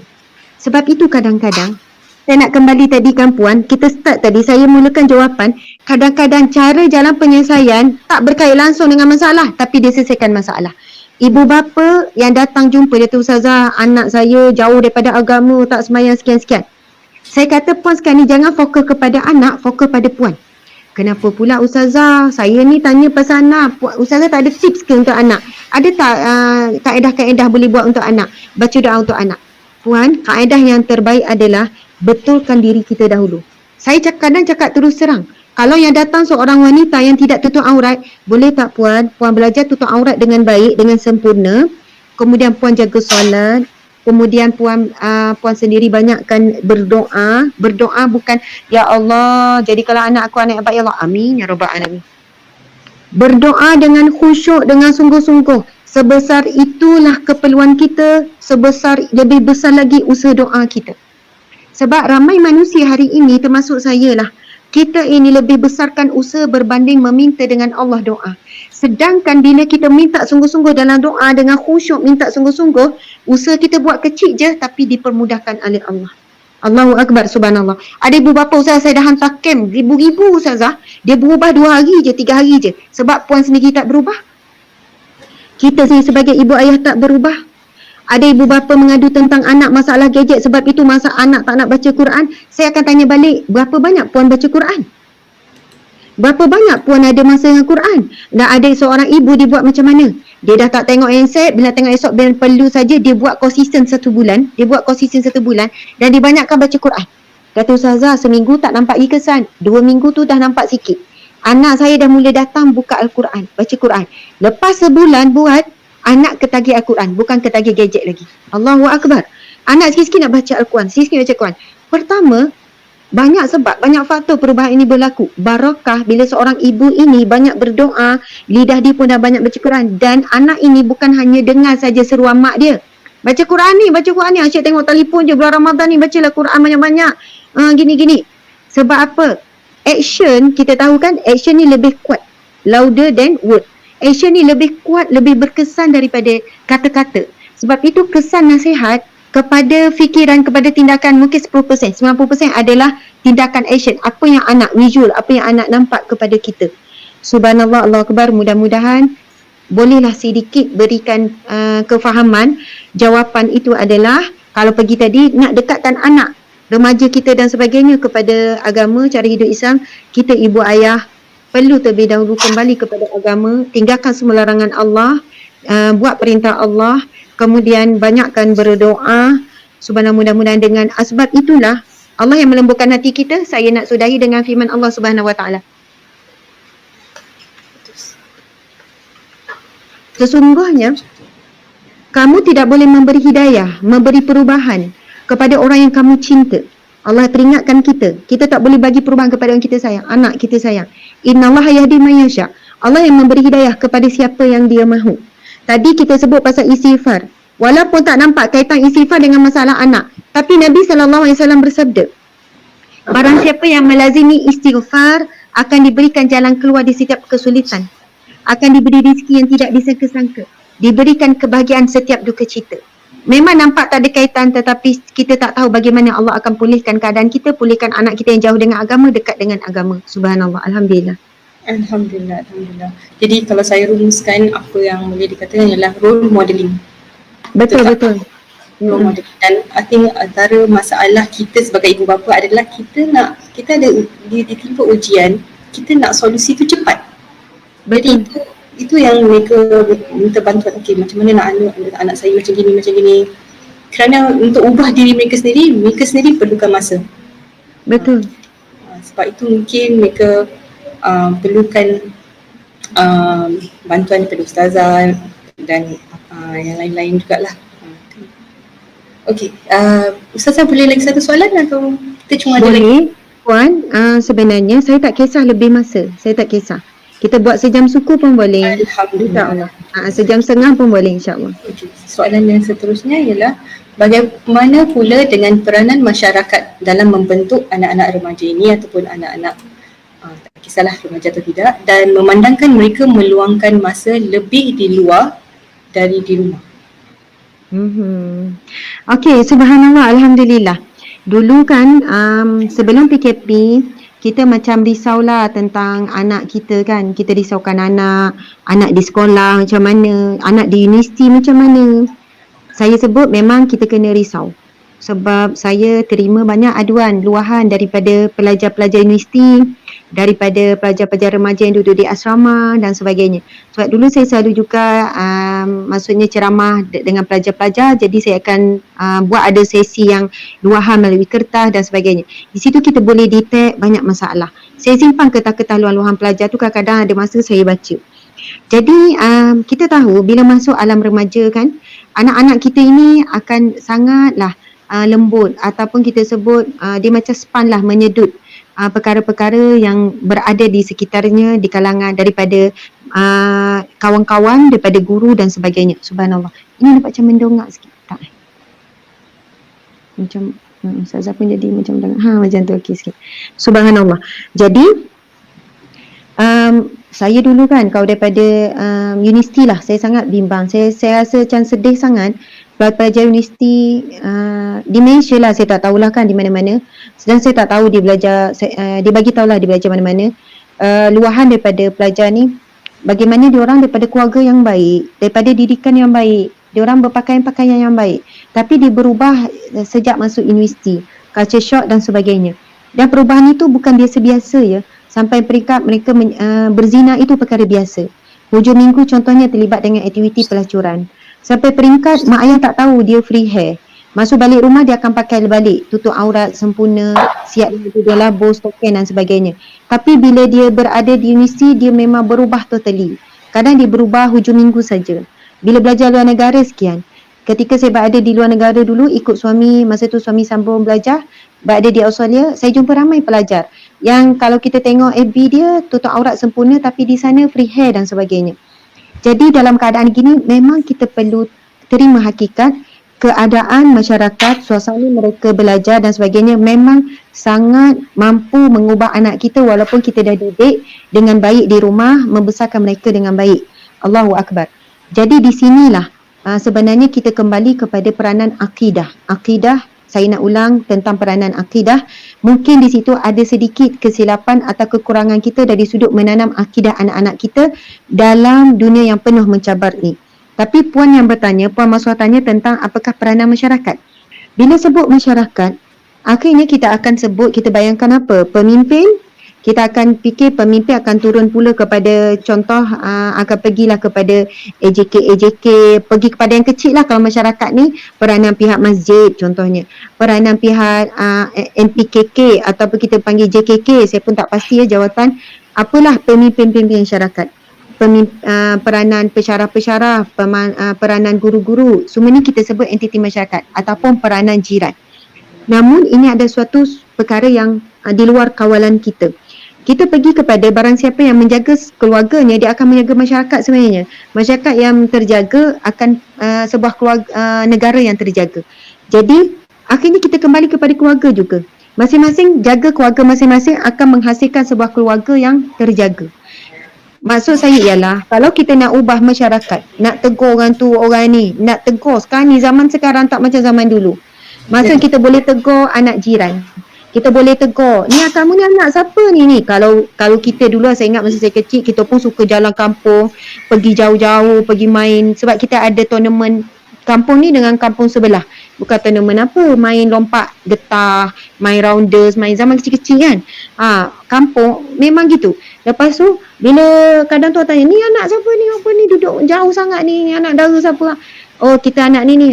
Report dekat mak ayah kita. Dan mak ayah ni akan berterima kasih sangat. Oh, terima kasihlah cakap ni, terima kasihlah gini-gini. Kita bila keluar daripada rumah, kadang itu kita memang takut nak buat salah. Sebab kita nak buat sesuatu benda yang tak elok. Sebab akan sampai kepada mak ayah kita. Walaupun masa tu telefon tak ada lagi. Telefon tak ada. Tapi komunikasi orang kampung sangat baik. Kita sama-sama jaga. Subhanallah. Tapi sekarang komunikasi sangat laju, sangat dekat. Kita nak tegur anak buah kita pun takut. Maksudnya nak tegur anak buah. Contoh nak tegur anak kepada adik-adik kita. Yang kita nampak tak elok, tak betul. Duduk kat rumah sekali-sekali, kumpul ramai-ramai. Pantang kalau nak tegur anak tu. Kau ingat anak kau tu bagus sangat ke? Boleh nak tegur anak orang, anak sini tak nampak ke? Maksudnya itu saya kira adik-beradik kadang kita sangat susah nak tegur. Terasa hati bila adik kita tegur pasal anak kita. Kak, nak tegur sikit pasal anak. Oh, rasa ni bulu roma naik ni. Subhanallah. Terasa ni sebab kita kakak kan, dia tu adik. Apatah lagi kalau jiran nak tegur pasal anak kita dan sebagainya. Jadi nak sebut macam mana nak ubah, wallahu alam, saya pun tak tahu. Mungkin inilah dunia akhir zaman. Kita dah sangat suka nak sebut tentang bab mentaliti orang luar dan sebagainya. Tapi saya suka ibu ayah sekalian, walau bagaimanapun kalau guru ada bagi teguran pada anak kita, tolong jangan terus marah guru, terus marah ni, terus salahkan sistem. Ni masalah cikgu ngajar apa kat sekolah. Ada ibu bapa, cikgu, ustaz saya nak tanya ni, kenapa anak saya tak pandai baca Quran lagi ni? Ustaz dah ngajar setahun, ustaz ajar apa sebenarnya anak saya tak pandai baca Quran ni? Ustaz saya nak tanya ni, anak saya ni kunut pun tak hafal-hafal lagi ni. Tahiyat pun tak betul. Bukan ustaz ke yang ngajar Jacob anak saya? Bukan ustaz ni. Allahu Akbar. Saya nak tanya, saya nak sebut begini. Ibu bapa yang komplain tentang anak-anak, sebenarnya tentang komplain ibu bapa ataupun komplain tentang anak, dia sedang komplain diri sendiri. Sebab itu dulu masa saya jadi pengurusi rumah tangga, ibu bapa yang datang mengadu tentang pada anak, saya akan cakap pada ibu ayah tersebut, walaupun nampak garang, saya minta maaf tuan, saya minta maaf puan. Tuan puan bukan datang mengadukan tentang anak, tapi tentang membuka aib dan mengadukan tentang diri tuan puan sendiri. Kenapa pula ustazah? Sebab anak adalah acuan kita, anak adalah didikan kita. Sebelum kita salahkan masyarakat, salahkan guru, salahkan gadget dan sebagainya, ia adalah datangnya daripada diri kita sendiri. Kalau kita kata anak kita ketagihan gadget, ia mungkin punca daripada kita yang telah menggantikan diri kita kepada telefon. Contoh macam ni, ibu bapa dia nak ada me time dengan suami isteri, jadi digantikan anak dengan telefon. Ibu bapa boleh ber-me time. Ada juga ibu bapa pun nak ber-me time dengan telefon masing-masing. Jadi dia bagi juga anak tu duduk melonggok, tengok TV cerita yang anak tu suka. Maksud saya lah, ibu bapa mula gantikan dirinya ada dengan gadget. Bila anak tu betul-betul menggantikan, anak tu dah tak perlu mak ayah dah. Anak tu tak cari dah mak ayah. Umi nak cerita sikit, Umi nak itu, mak ni. Dah tak ada mengadu-ngadu. Akhirnya dia mulalah berkawan. Ada kawan dalam telefon yang boleh dengar masalah dia anytime. Ada orang yang boleh respon masalah dia anytime. Yang boleh bagi solution anytime. Sebab setiap kali dulu bila dia pergi kepada ibu dan ayah, dia ibu kata, jap, nanti jap ya, kejap lagi. Bunyi lembut ayat tu. Kejap ya, kejap lagi ya, nanti ya, malam ni ya. Lembut, komunikasi memang lembut. Tapi anak itu tidur nanti berhari-hari, berbulan-bulan. Akhirnya anak enggan lagi mengadu, bertanya, merujuk, mendekati. Ketika itulah ibu bapa datang. Ustazah, anak saya borong telefon, saya panggil pun buat tak tahu. Masa anak dulu datang, ibu bapa buat tak tahu. Allahu Akbar, subhanallah, Masya Allah. Memang kalau orang dengar usaha sebelah pihak, asyik sebelahkan anak. Sebab saya dah cuba banyak kaedah untuk fokus pada anak. Contoh macam ni. Saya dah hantar anak ke camp itu, camp ini. Puan hantar anak ke camp, tujuan apa? Tujuan dia nak berubah. Sebenarnya, bila kita hantar anak ke camp, kalau niat kita untuk anak berubah, bukan niat kita nak jadi ibu apa yang lebih baik, akhirnya tak sampai matlamat. Sebab untuk memiliki anak yang baik, ia bermula daripada menjadi ibu bapa yang baik. Subhanallah, macam Ustazah, macam saya kembali pula kan. Dia macam ni. Ada orang tanya, Ustazah, saya macam mana? Saya seorang yang pemarah. Saya seorang yang pemarah, Ustazah. Saya mudah marah. Saya tak boleh kawan marah saya dengan anak. Saya boleh kawan marah saya dengan isteri, dengan ni. Ada tak tip untuk mengawal marah? Dia tanya macam tu kan. Saya kata, Tipnya adalah kawal marah sebelum marah. Macam mana pula Ustazah? Kawal marah sebelum marah, apa maksudnya kan? Ada orang pula tanya, Ustazah macam mana nak sabar dalam ujian? Ketika diuji saya sabar. Saya pula sebut sabar sebelum ujian. Macam mana tu Ustazah? Sabar sebelum ujian, belum diuji kita sabar dulu. Kesimpulannya Puan Masurah, pendengar muslimin-muslimat sekalian, sesungguhnya orang yang melazimi zikrullah ketika dia tidak ada masalah, bila masalah datang, dia akan tenang hadapi masalah. Orang yang melazimi zikrullah ketika dia tak ada apa-apa untuk dia marah, time dia marah, dia akan dipimpin oleh Allah, dia akan dijaga. Dia akan dijaga. Tapi kalau masa marah itulah nak zikir, astagfirullah, astagfirullah, astagfirullah. Sebab apa kata? Okey, kalau marah istighfar. Kan? Kalau marah auzubillahi minasyaitanirrajim. Itu memang hadis Nabi. Nabi sebut, masa tu ada seseorang tengah marah, Nabi sebut, maukah aku ajarkan kamu satu kalimah apabila kamu ucap, kamu akan hilang marah? Dia kata, ya Rasulullah, iaitu isti'azah, auzubillahi minasyaitanirrajim. Ada pula sahabat yang lain tengah marah, lalu sahabat ni nasihat, kamu ucaplah auzubillahi minasyaitanirrajim, dia lagi marah. Kita kan kalau orang yang tengah sabar, kadang tu kita nasihat, sabarlah, aku tengah sabar ni, dia lagi marah kan.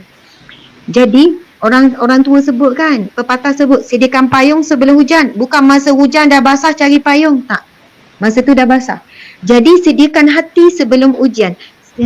Sediakan hati sebelum marah. Bukan masa marah istighfar ni, astagfirullah, astagfirullah. Sambil tu cubit anak, astagfirullah. Cubit, marah. Istighfar tu bukannya zikir tu. Itu bukan zikir masa tu. Kalau ingat Allah, dia tak akan sampai menyakitkan anak, sampai anak tu bukan makin lembut, bukannya tak nak tinggalkan perbuatan yang marah, tapi hati dia semakin keras. Bila kita marah anak, bukan ikut tata cara Islam, bukan mengikut kerana Allah, tapi kerana marah. Marah itu datang daripada syaitan. Jadi anak itu semakin keras, bukan semakin lembut. Semakin jauh daripada kita, makin jauh dengan Allah, makin jauh daripada perubahan yang baik. Jadi Masya Allah, kesimpulannya ialah, Wallahualam, minta maaf kalau tak menjawab secara baik. Orang kata, Ustazah, saya tak jelas ni pun saya cakap. Selepas solat fardu, lazimi zikir. Wajib jangan tinggal. Contohnya lepas, kalau orang tanya saya, lazimi apa, zikir apa. Dan bukan apa yang saya buat ini yang terbaik. Ada orang lagi banyak zikir-zikir dia. Kami cuba setiap kali lepas solat fardu, wajib 6 zikir. Siapa nak tambah zikir lain, silakanlah. Yang pertama, lepas habis solat, kita baca Al-Fatihah, kemudian baca 3 qul, kemudian baca ayat kursi. Ayat kursi tu memang ada hadis Nabi yang dibacakan setiap kali lepas solat, apa kelebihan dia sangat besar. Baca ayat kursi. Kemudian istighfar 33 kali. Ustazah, kenapa 33 kali? Saya tak ada hujah. Ustazah, mana dalil? Ustazah buat bid'ah ni, Nabi tak ada ni.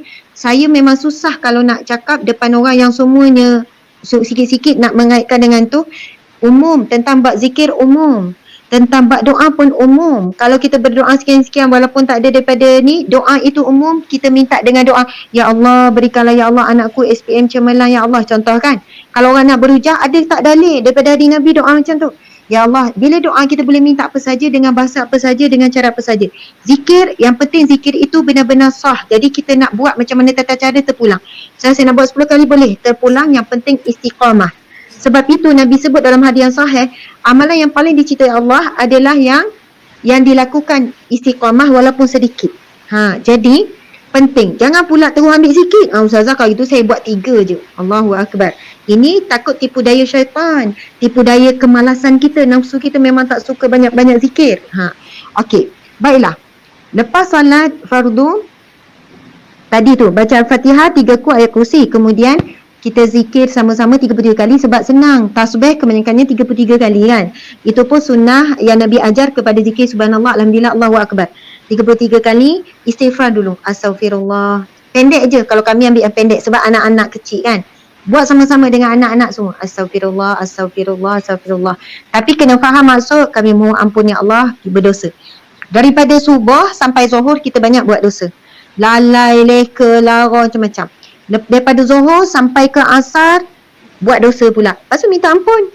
Lepas asar ke maghrib dosa. Maghrib ke isyak ada buat dosa. Lepas isyak baca lagi. Lepas tu subuh kita buat. Nampak tak? Kalau kita buat istiqamah, kita kekal sebuah keluarga yang sentiasa mohon ampun. 5 kali berturut-turut tu. Subhanallah. Sebab itu Nabi SAW bersabda, hadis yang sahih, daripada solat ke solat akan menggugurkan dosa. Daripada umrah ke umrah menggugurkan dosa. Daripada puasa ke puasa menggugurkan dosa. Subhanallah. Solat yang macam mana? Solat yang betul-betul khusyuk, yang betul-benar lepas solat kita ada zikrullah dan sebagainya, minta ampun dengan Allah. Sebab itu daripada solat ke solat, segimana tak melakukan dosa yang besar, walaupun kita ada buat dosa kecil, dosa tu gugur secara automatik. Subhanallah. Istighfar astaghfirullah 3 kali, kemudian kita tutup astaghfirullahalazim wa atubu ilaih, kemudian la ilaha illallah, la ilaha illallah, afdalu zikru la ilaha illallah, zikir afdalu zikri la ilaha illallah, zikir yang paling afdal adalah la ilaha illallah. Kita pun la ilaha illallah, la ilaha illallah, la ilaha illallah. Dan Nabi sebut dalam satu hadis Nabi yang Nabi bersabda sebelum Ramadan, khutbah terakhir Nabi di bulan Sya'ban, hari terakhir sebelum masuk Ramadan. Antara hujung Nabi sebut, aku mewasiatkan kamu 4 perkara. Lakukanlah sebanyak-banyaknya di bulan Ramadan. 2 perkara yang mana Allah sangat suka, mendatangkan redha Allah, dan 2 perkara kamu buatlah sebanyak-banyaknya yang kamu perlukan.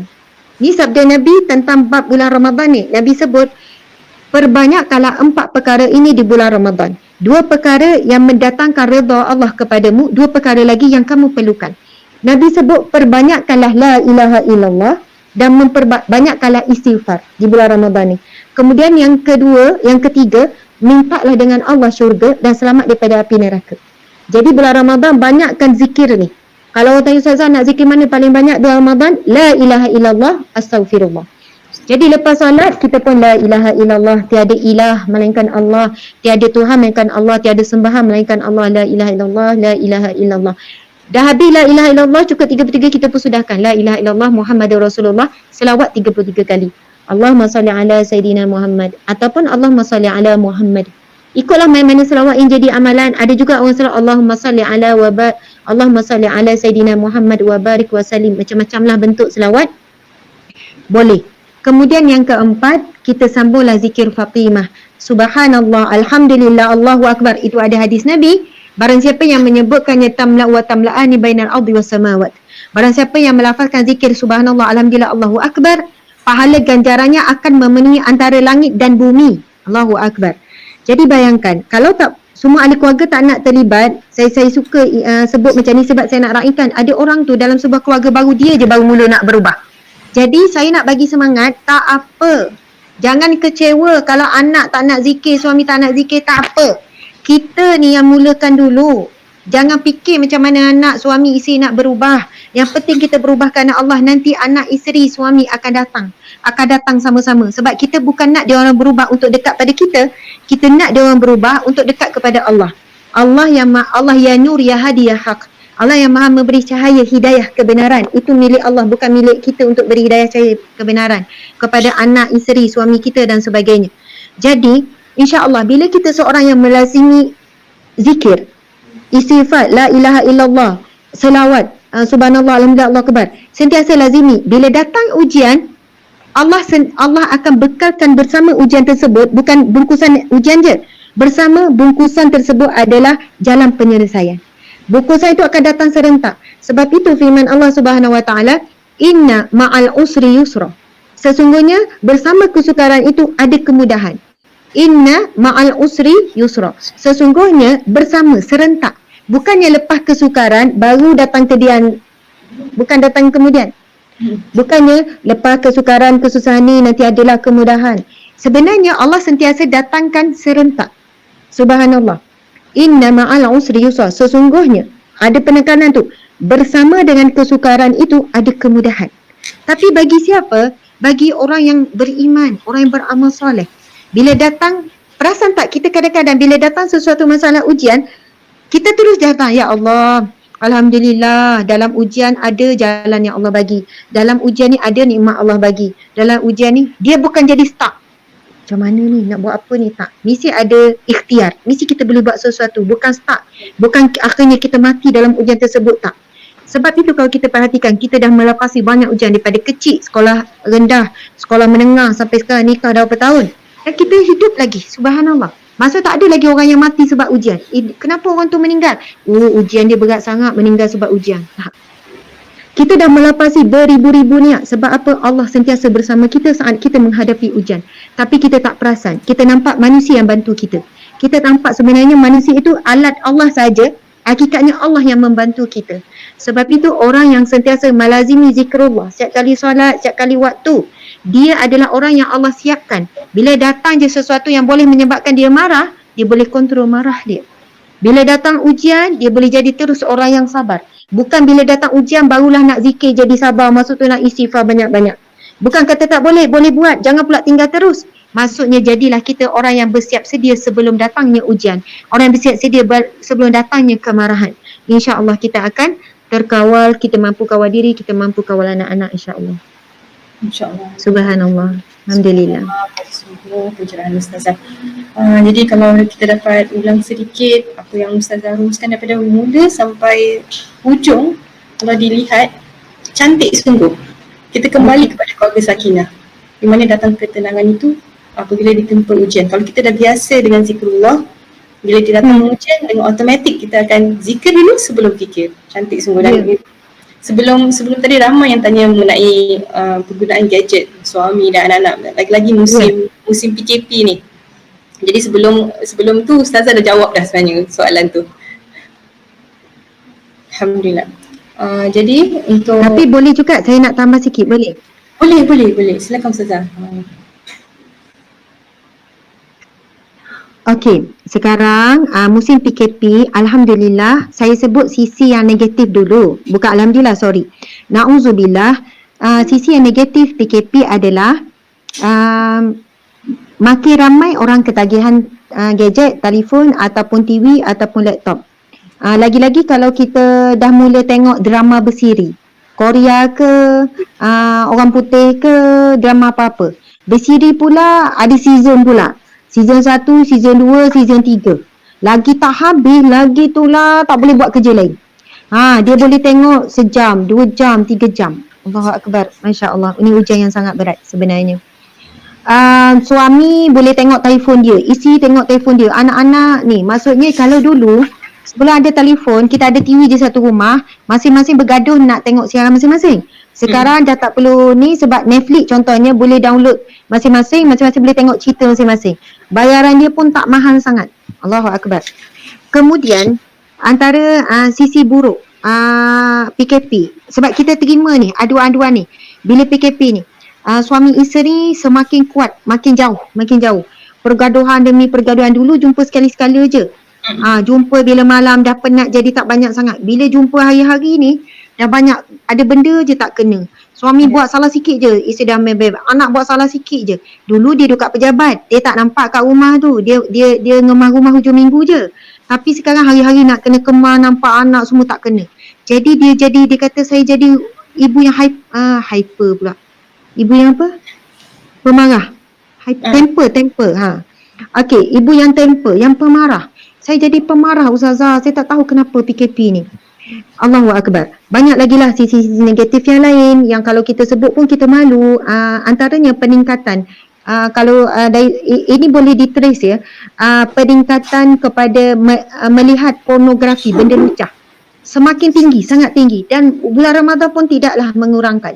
Masuk ketagihan pornografi. Yang tak pernah tengok zaman ni pun jadi tengok dan sebagainya. Dulu tak ada masa nak tengok, sekarang masa begitu banyak. Okey, banyak lagi sisi negatif tapi saya nak sebut tentang sisi positif ataupun perkara baik yang berlaku daripada PKP ini. Antaranya adalah telah melahirkan ramainya imam Bilal dalam rumah sendiri. Jadi ramai anak-anak, suami mula belajar jadi imam, anak lelaki mula azan. Azan ni kat misi masjid di rumah pun sunat azan. Bila masuk waktu, buat jadual. Takwim mesti wajib print. Tak ada takwim kat rumah, print ya. Takwim sebulan. Solat, kita tahu Zuhur berapa masuk. Okey. Telefon pun ada alarm kan. Bila masuk je waktu terus letak jadual anak-anak tu untuk azan dan sebagainya, suami. Okey, subhanallah. Jadi Bilal melahirkan imam dan sebagainya. Lepas tu suami isteri mula solat berjemaah. Tapi ada keluarga yang tetap seperti sedih mengandung Ustazah, masih tak solat jemaah. Saya jawab sama juga. Puan berdoa khusyuk, minta dengan Allah sungguh-sungguh. Puan bangun tak malam doa? Tak adalah sampai bangun malam, tapi saya adalah doa sikit-sikit. Kalau benda tu memang rasa benda yang mustahil. Ada yang kata Ustazah mustahil lah suami saya jadi imam, dia semayang pun tak. Nampak tak? Belum berdoa pun tak yakin dengan Allah. Belum berdoa tak yakin dengan doa. Apatah lagi nak berdoa. Saya kata jangan pandang rendah pada kuasa doa. Puan, kalau betul nak suami tu jadi suami baik, suami tu mula salat dan boleh jadi imam, puan cuba seminggu ni bangun mulai berdoa sungguh-sungguh dengan khusyuk dengan apa, puan tengok hasilnya macam mana. Subhanallah. Jangan pandang rendah kepada doa. Okey, jadi saya nak sebut pasal telefon ni macam ni. Orang dia tanya, Ustazah, anak-anak Ustazah macam mana PKP ni, tengok TV tak? Ustazah, rumah ada TV tak? Soalan bonus kan. Rumah saya ada TV. Kecil ke besar? Besar juga TV rumah saya ni. Hari tu kecil, lepas tu TV tu rosak. Lepas tu bila beli kan, beli yang besar pula. Tak adalah besar sangat, besarlah sikit. Hari tu kecil je. Okey, tapi rumah saya tak ada siaran Astro, tak ada juga Enjoy. Kita tak pasang tu. Daripada dulu dah bertahun-tahun dah. Jadi kita tak adalah HBO semua tu untuk tengok filem ke filem, drama ke drama. Tapi ada masalah. Tetap ada masalah. Habis tu TV buat apa Ustazah? Tak ada siaran. Kita ada wifi sebab ni smart TV. Jadi bila ada wifi boleh tengok YouTube. Ataupun orang kata boleh tengok Netflix. Betul kan? Boleh tengok YouTube ataupun Netflix. Okey, baiklah. Kerana kita dah membiasakan jadual. Kita telah membiasakan hidup berjadual. Membiasakan juga kami juga membiasakan peraturan kami suami isteri. Telefon, kalau nak telefon, saya banyak urusan dengan telefon sebenarnya. Jawab soalan, bincang, sekarang ni meeting apa semua dengan telefon. Tapi bila nak buat urusan tu, kita elakkan sedaya upaya daripada pegang telefon dan dilihat oleh anak-anak. Kadang saya masuk bilik, saya kunci. Anak pun tahu, Umi tengok telefonnya. Macam tu. Diorang tahu saya ada urusan sebab diorang nampak. Saya minta dengan suami, bang, kejap ya, ada urusan sekejap. Masuk bilik, kunci kan. Tapi ia lebih baik daripada anak kita tengok, kita duduk, lepas tu kita cakap, Umi ada urusan ni, Umi bukan main-main ni. Tapi visual, faham tak? Visual ni dia masuk dalam fikiran. Umi dengan telefon, Abi dengan telefon. Jadi kita tak nak nampak benda tu visual. Jadi telefon kami memang tak ada password. Duduk je di mana-mana dalam rumah, anak takkan ambil. Anak tak jadikan telefon tu benda yang nak main game. Diorang tak main game. Sebab anak saya ada tingkatan 2 sampai yang kecil ada 8 bulan. Maksudnya adalah yang tengah-tengah tu kecil-kecil yang nak main game, tapi diorang memang tak main game. Apa? Sebab kita tak biasakan main game. Ibu bapa yang main game, anak-anak akan main game. Jadi kita pun memang tak main game apa semua, tak pegang telefon ni banyak-banyak depan anak, telefon kita letak je. Letak macam tu je, tapi diorang memang tak ambil. Sebab itu, kalaulah ibu bapa, sebab kita dah cuba buat begitu dan kita nampak kesan pada anak. Berkenaan dengan TV dan sebagainya, Alhamdulillah, contoh, kalau kami suruh, okey tutup sekarang, tutup TV, tak ada argue ke, memberontak ke, apa ke dengan TV, tak ada. Bila tutup tak adalah menggelupo, Umi nak tengok lagi ni, tak ada. Minta-minta. Kalau kita kata okey 2 jam tak dibenarkan tengok TV. 2 jam tak dibenarkan. Sekian-sekian kena baca buku, kena ni. Dan ketika inilah saya nak share sikit macam ni. Ibu bapa sekalian. Kadang konsep reward memang kena buat dengan anak-anak. Contoh kejut bangun pagi. Kita sekarang ni bangun pukul 5, 4.30 kan. Saya bagi reward. Saya kata siapa yang kejutkan dulu esok pagi, setiap hari, siapa yang kejutkan dulu, InsyaAllah Umi akan bagi sekian-sekian. Abi akan bagi sekian-sekian. Dia orang yang susah nak bangun pagi boleh bangun awal. Yang darjah 2 pun boleh bangun, kejutkan abang kakak dia. Dia kata okey Umi hari ni dia ni. Kadang saya nampak dah banyak sangat dia orang dapat, saya bangun. Kita bukan tak bangun, kita dah bangun. Kita nak dengar siapa yang bangun dulu. Dia akan berebut. Sebab apa? Benda reward ni, ada orang kata Ustazah gula-gula tu apa didik anak dengan reward-reward ni. Kita biar ikhlaskan Allah. Allahu Akbar. Antara motivasi kita pergi keluar kerja hari-hari, minta maaf masa dah lebih kan. Hari-hari kita keluar kerja, pergi pejabat tu saya nak tanya, bukankah sebab ada gaji? Saya selalu tanya orang yang pergi bekerja, kerja kerajaan ke, kerja swasta ke, kalaulah bos kata, minta maaf 1 bulan ni tak ada gaji, saya tak mampu bayar gaji, datanglah kerja kerana Allah. Saya tanya, datang tak kerja? Tak adalah Ustazah, kalau tak ada gaji, baik buat kerja lain. Adakah mereka tak ikhlas sama ni mereka pergi untuk dapat gaji 7 bulan? Tak. Sama juga kita buat ibadah, Allah janjikan reward. Pahala, syurga, ganjaran itu, ganjaran ini, itu jadi motivasi. Tapi bukanlah sampai anak kita itu tak ikhlas buat apa semua, tapi reward tu ia sangat berkesan. Kadang-kadang tentang sama juga dengan bacaan Al-Quran. Kita akan buat jadual. Nama semua ada sekali, lepas tu tanda supaya mereka ni nak cepat khatam. Jadi kita kata kalau minggu ni siapa yang sampai dulu ke ni dia akan dapat hadiah. Jadi dia orang setiap kali lepas solat baca sebab dia orang nak, dia orang berba, tapi kita dengarlah bacaan mereka. Kita jangan biar mereka tu baca laju dan sebagainya. Allahu Akbar. Jadi ada beberapa keadaan yang kita buat benda tu menjadi happening. Sama juga buku. Kadang kita kata macam mana nak bagi dia orang ini supaya seronok baca buku. Jadi kita letak ada satu tempat, okey, siapa yang dah baca buku dia letak tempat ni. Jadi siapa buku paling tinggi dia baca pada minggu tu dia akan dapat hadiah. Bukannya berapa buah buku, kalau berapa buah buku ya, kalau berapa buah buku dia akan baca buku kecil-kecil, buku komik-komik. Oh saya baca 10, tak. Tapi ketebalan buku tu. Dan dia tak boleh baca buku yang sama. Akhirnya dia baca juga buku-buku yang berat. Siapa yang tu dia boleh order barang dia di Lazada. Kadang saya buat macam tu. Dia nak barang apa, dia boleh order di Shopee, kita akan bantu dia buat pilihan hadiah apa dia nak. Kadang dia adalah hadiah-hadiah kena. Benda-benda itulah yang membuatkan akhirnya bukannya cara marah, sorok. Contohnya sorok, ni tak boleh ni, sorok, gini. Mungkin dia, tapi kita tak sediakan alternatif yang menyeronokkan mereka. Yang buat mereka seronok nak baca Quran, buat mereka seronok untuk zikir. Dan kami sebenarnya ada juga jadual contoh. Boleh tak tolong ambil jadual tu? Dan jadual ni kita akan bagi reward pada mereka. Jadual ni adalah ketua tugasan harian. Sebab kita perlu ada sistem sebenarnya dalam rumah kita. Tak apa, koyak pun tak apa sebab kita tampal banyak jadual tu. Laju-laju sikit Syirah. Tak apa, koyak pun tak apa. Jadual ni memang ada merata-rata. Saya tunjuk contoh saja ya. Saya sebenarnya kadang terfikir nak share benda-benda yang nampak remeh, nampak kecil je tapi ia membantulah kita kan. Siapa yang ada anak amil, anak kecil. Jadual tugasan dengan kasih sayang, insya-Allah masuk syurga sekeluarga. Saya tulis macam tu lah. Nampak ke ya? Okey. Tak apalah, saya tulis jadual tugasan dengan kasih sayang, insya-Allah masuk syurga sekeluarga. Amin. Okey. Ada Atikah, Luqman, Maisarah, Imran. Okey, ketua ibadah. Masing-masing ada ketua masing-masing. Kadang bertukar ni peranan ni. Atikah ketua solat dan maksurat. Atikah akan jaga bab solat awal waktu, ingatkan. Kemudian bab maksurat dia kena pastikan pagi dan petang kita baca sama-sama. Jadi lepas asas dengan lepas subuh dia kena ingatkan. Dia kena pastikan semua orang baca. Biasa kita baca sama-sama. Luqman adalah ketua Al-Quran. Jadi dialah yang selalu ingatkan baca Al-Quran sekian-sekian. Maisarah ketua zikir solat dan al-muq. Maksudnya Maisarah kena pastikan semua orang zikir dan baca al-muq sebelum tidur. Imran pula zikir tidur. Sebelum tidur kita ada duduk kumpul sekejap, baca zikir tertentu, lepas tu salam, minta maaf, peluk, cakap sayang. Okey. Kemudian ini adalah ketua kawasan. Abang kawasan, kakak kawasan. Okey, Atikah dia jaga dapur, bilik bawah, bilik tidur. Luqman jaga meja makan dan rumah. Maisarah jaga kawasan tengah, ruang tamu. Imran tempat solat, sejadah dan rak buku. Safwan susun kasut dan selipar. Safwan ni kecil lagi 6 tahun tapi kita masukkan juga mengikut ni. Kadang jadual tugasan ni maksud dia adalah kakak kawasan, abang kawasan, kita bagi tugasan pada anak ni bukan dia kena bersih kawasan tu je. Tak, dia yang pastikan kawasan tu bersih sepanjang hari. Kalau kawasan tu bersepah, dia kata siapa sepah? Orang yang sepah tu kena kemas lah. Maksudnya ada abang kawasan, kakak kawasan masing-masing. Jadi bila saya sebut operasi, dia akan pergi ke kawasan masing-masing. Okey, ketua pakaian pun sama. Atikah jemur, angkat, lipat dan gosok.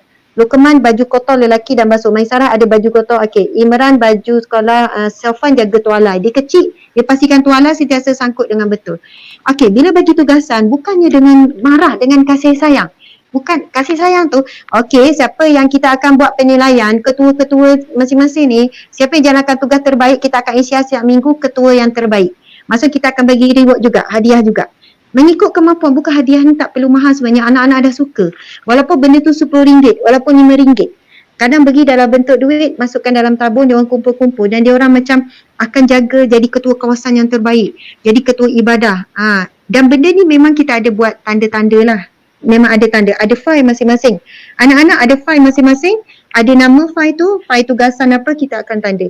Nampak benda tu macam remeh tapi dia orang tanda sendiri dan dia orang memang berebut-rebut macam bekerja-kerja juga, bukan bekerja sangatlah tapi diorang sukalah melakukannya sebab kita buat tu dengan kasih sayang, bukan dengan marah. Bila tak buat kita pukul ke, kita kaedah macam ni, warning.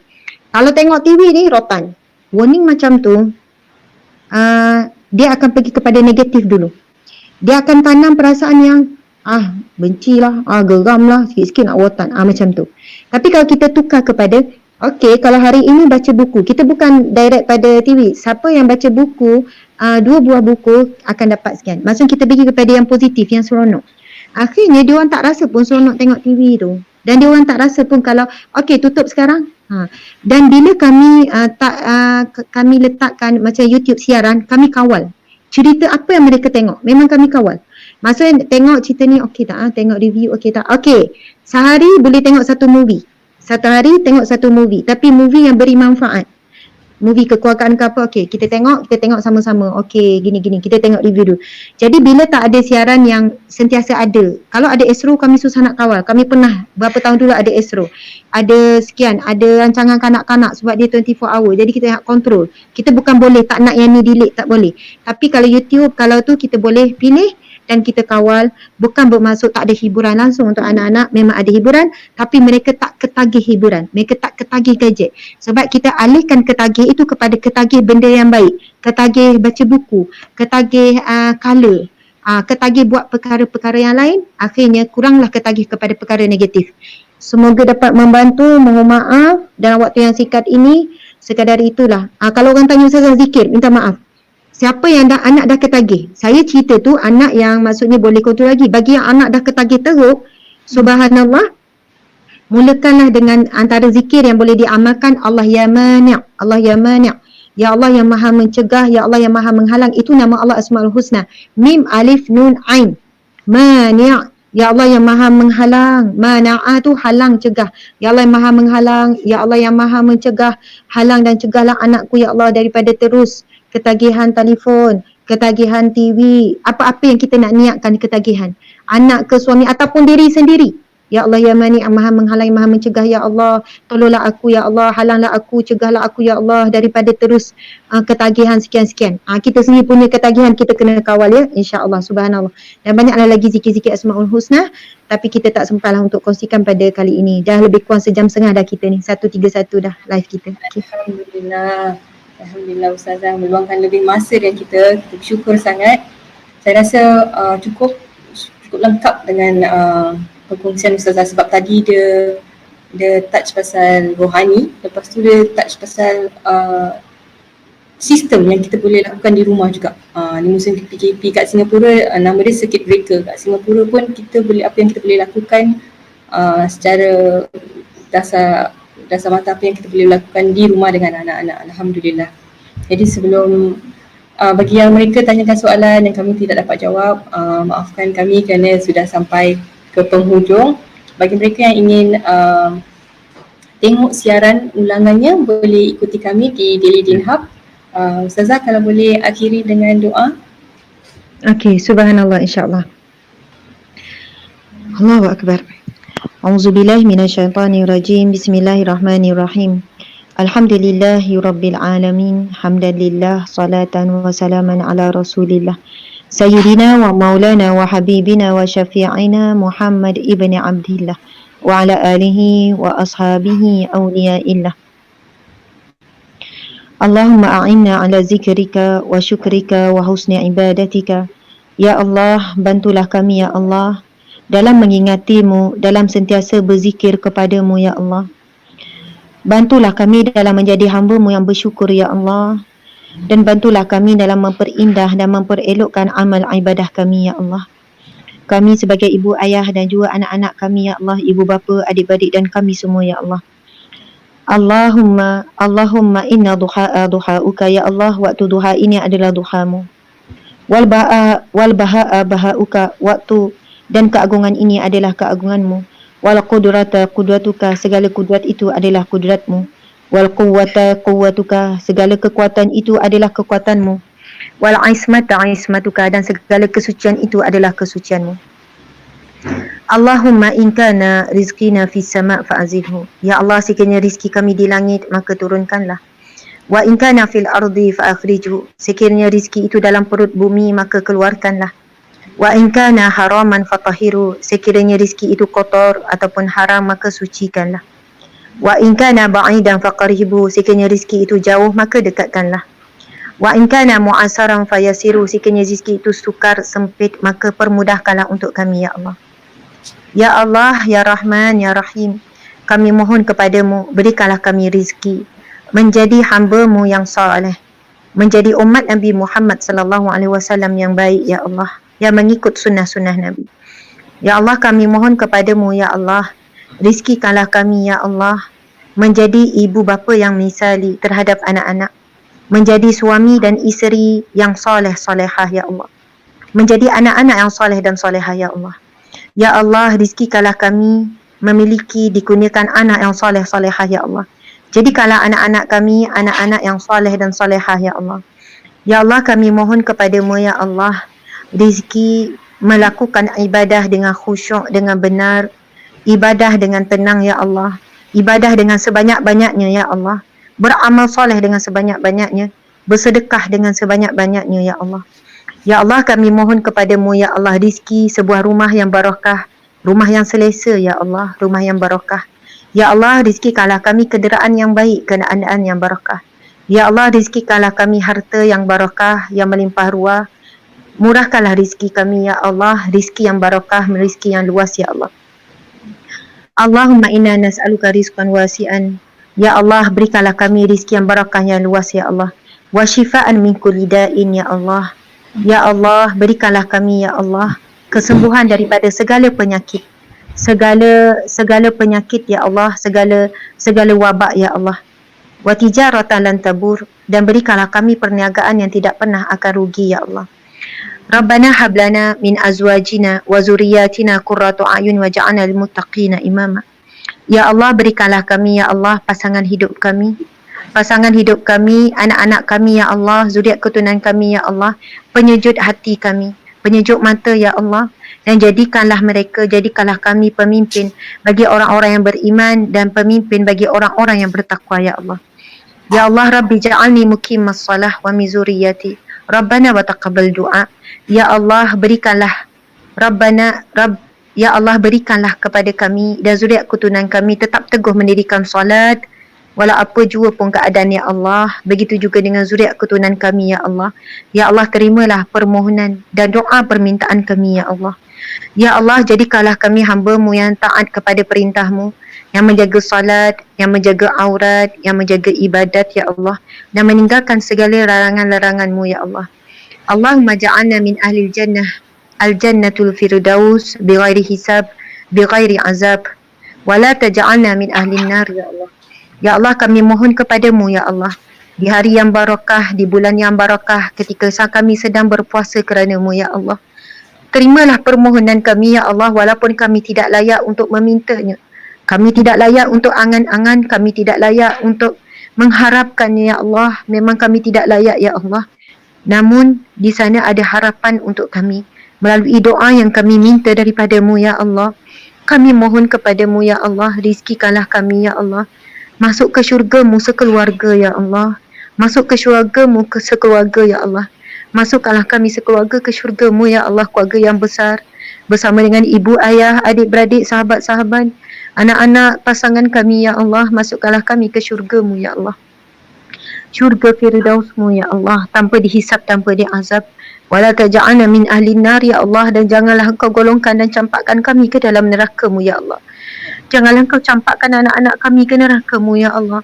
Janganlah campakkan ibu bapa kami ke neraka-Mu ya Allah, adik-beradik kami, sahabat-sahabat kami, diri kami ya Allah.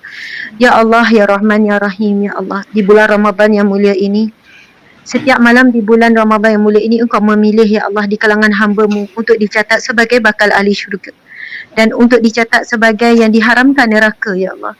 Maka pilihlah kami ya Allah, bantulah kami untuk memperelokkan Ramadan, memperelokkan ibadah puasa kami, meninggalkan makan, minum dan syahwat kami kepadamu, kerana-Mu ya Allah, meninggalkan kata-kata yang keji, kata-kata yang buruk, meninggalkan sangkaan-sangkaan yang buruk ya Allah, meninggalkan akhlak-akhlak yang buruk ya Allah. Dan jadikanlah kami sangat ringan dan sangat manis bila melakukan ibadah, manis dan ringan untuk berzikir sebanyaknya, untuk baca Al-Quran ya Allah, untuk solat dengan banyak ya Allah. Berikanlah kami rasa pahit bila kami buang masa kami, rasa pahit bila kami dengan berhibur ya Allah. Ya Allah, berikanlah kami rasa nikmat dan rasa manis dalam melakukan ketaatan kepadamu ya Allah. Rabbana atina fid dunya hasanah wa fil akhirati hasanah wa qina azaban nar wa qina azabal mahsyar wa qina azabal qabr. Ya Allah, berikanlah kami kehidupan di dunia ini baik dalam rahmat-Mu, dan kehidupan di akhirat juga baik ya Allah, dan jauhlah kami daripada azab api neraka-Mu ya Allah. Allahumma ighfir lana dhunubana waliwalidaina warhamhuma kama rabbayana sighara. Ya Allah, ampunilah dosa-dosa kami, dosa ibu bapa kami, dan rahmatilah keduanya ya Allah sebagaimana mereka mengasihani kami ya Allah. Ampunilah dosa-dosa kami ya Allah, ampunilah dosa-dosa kami ya Allah.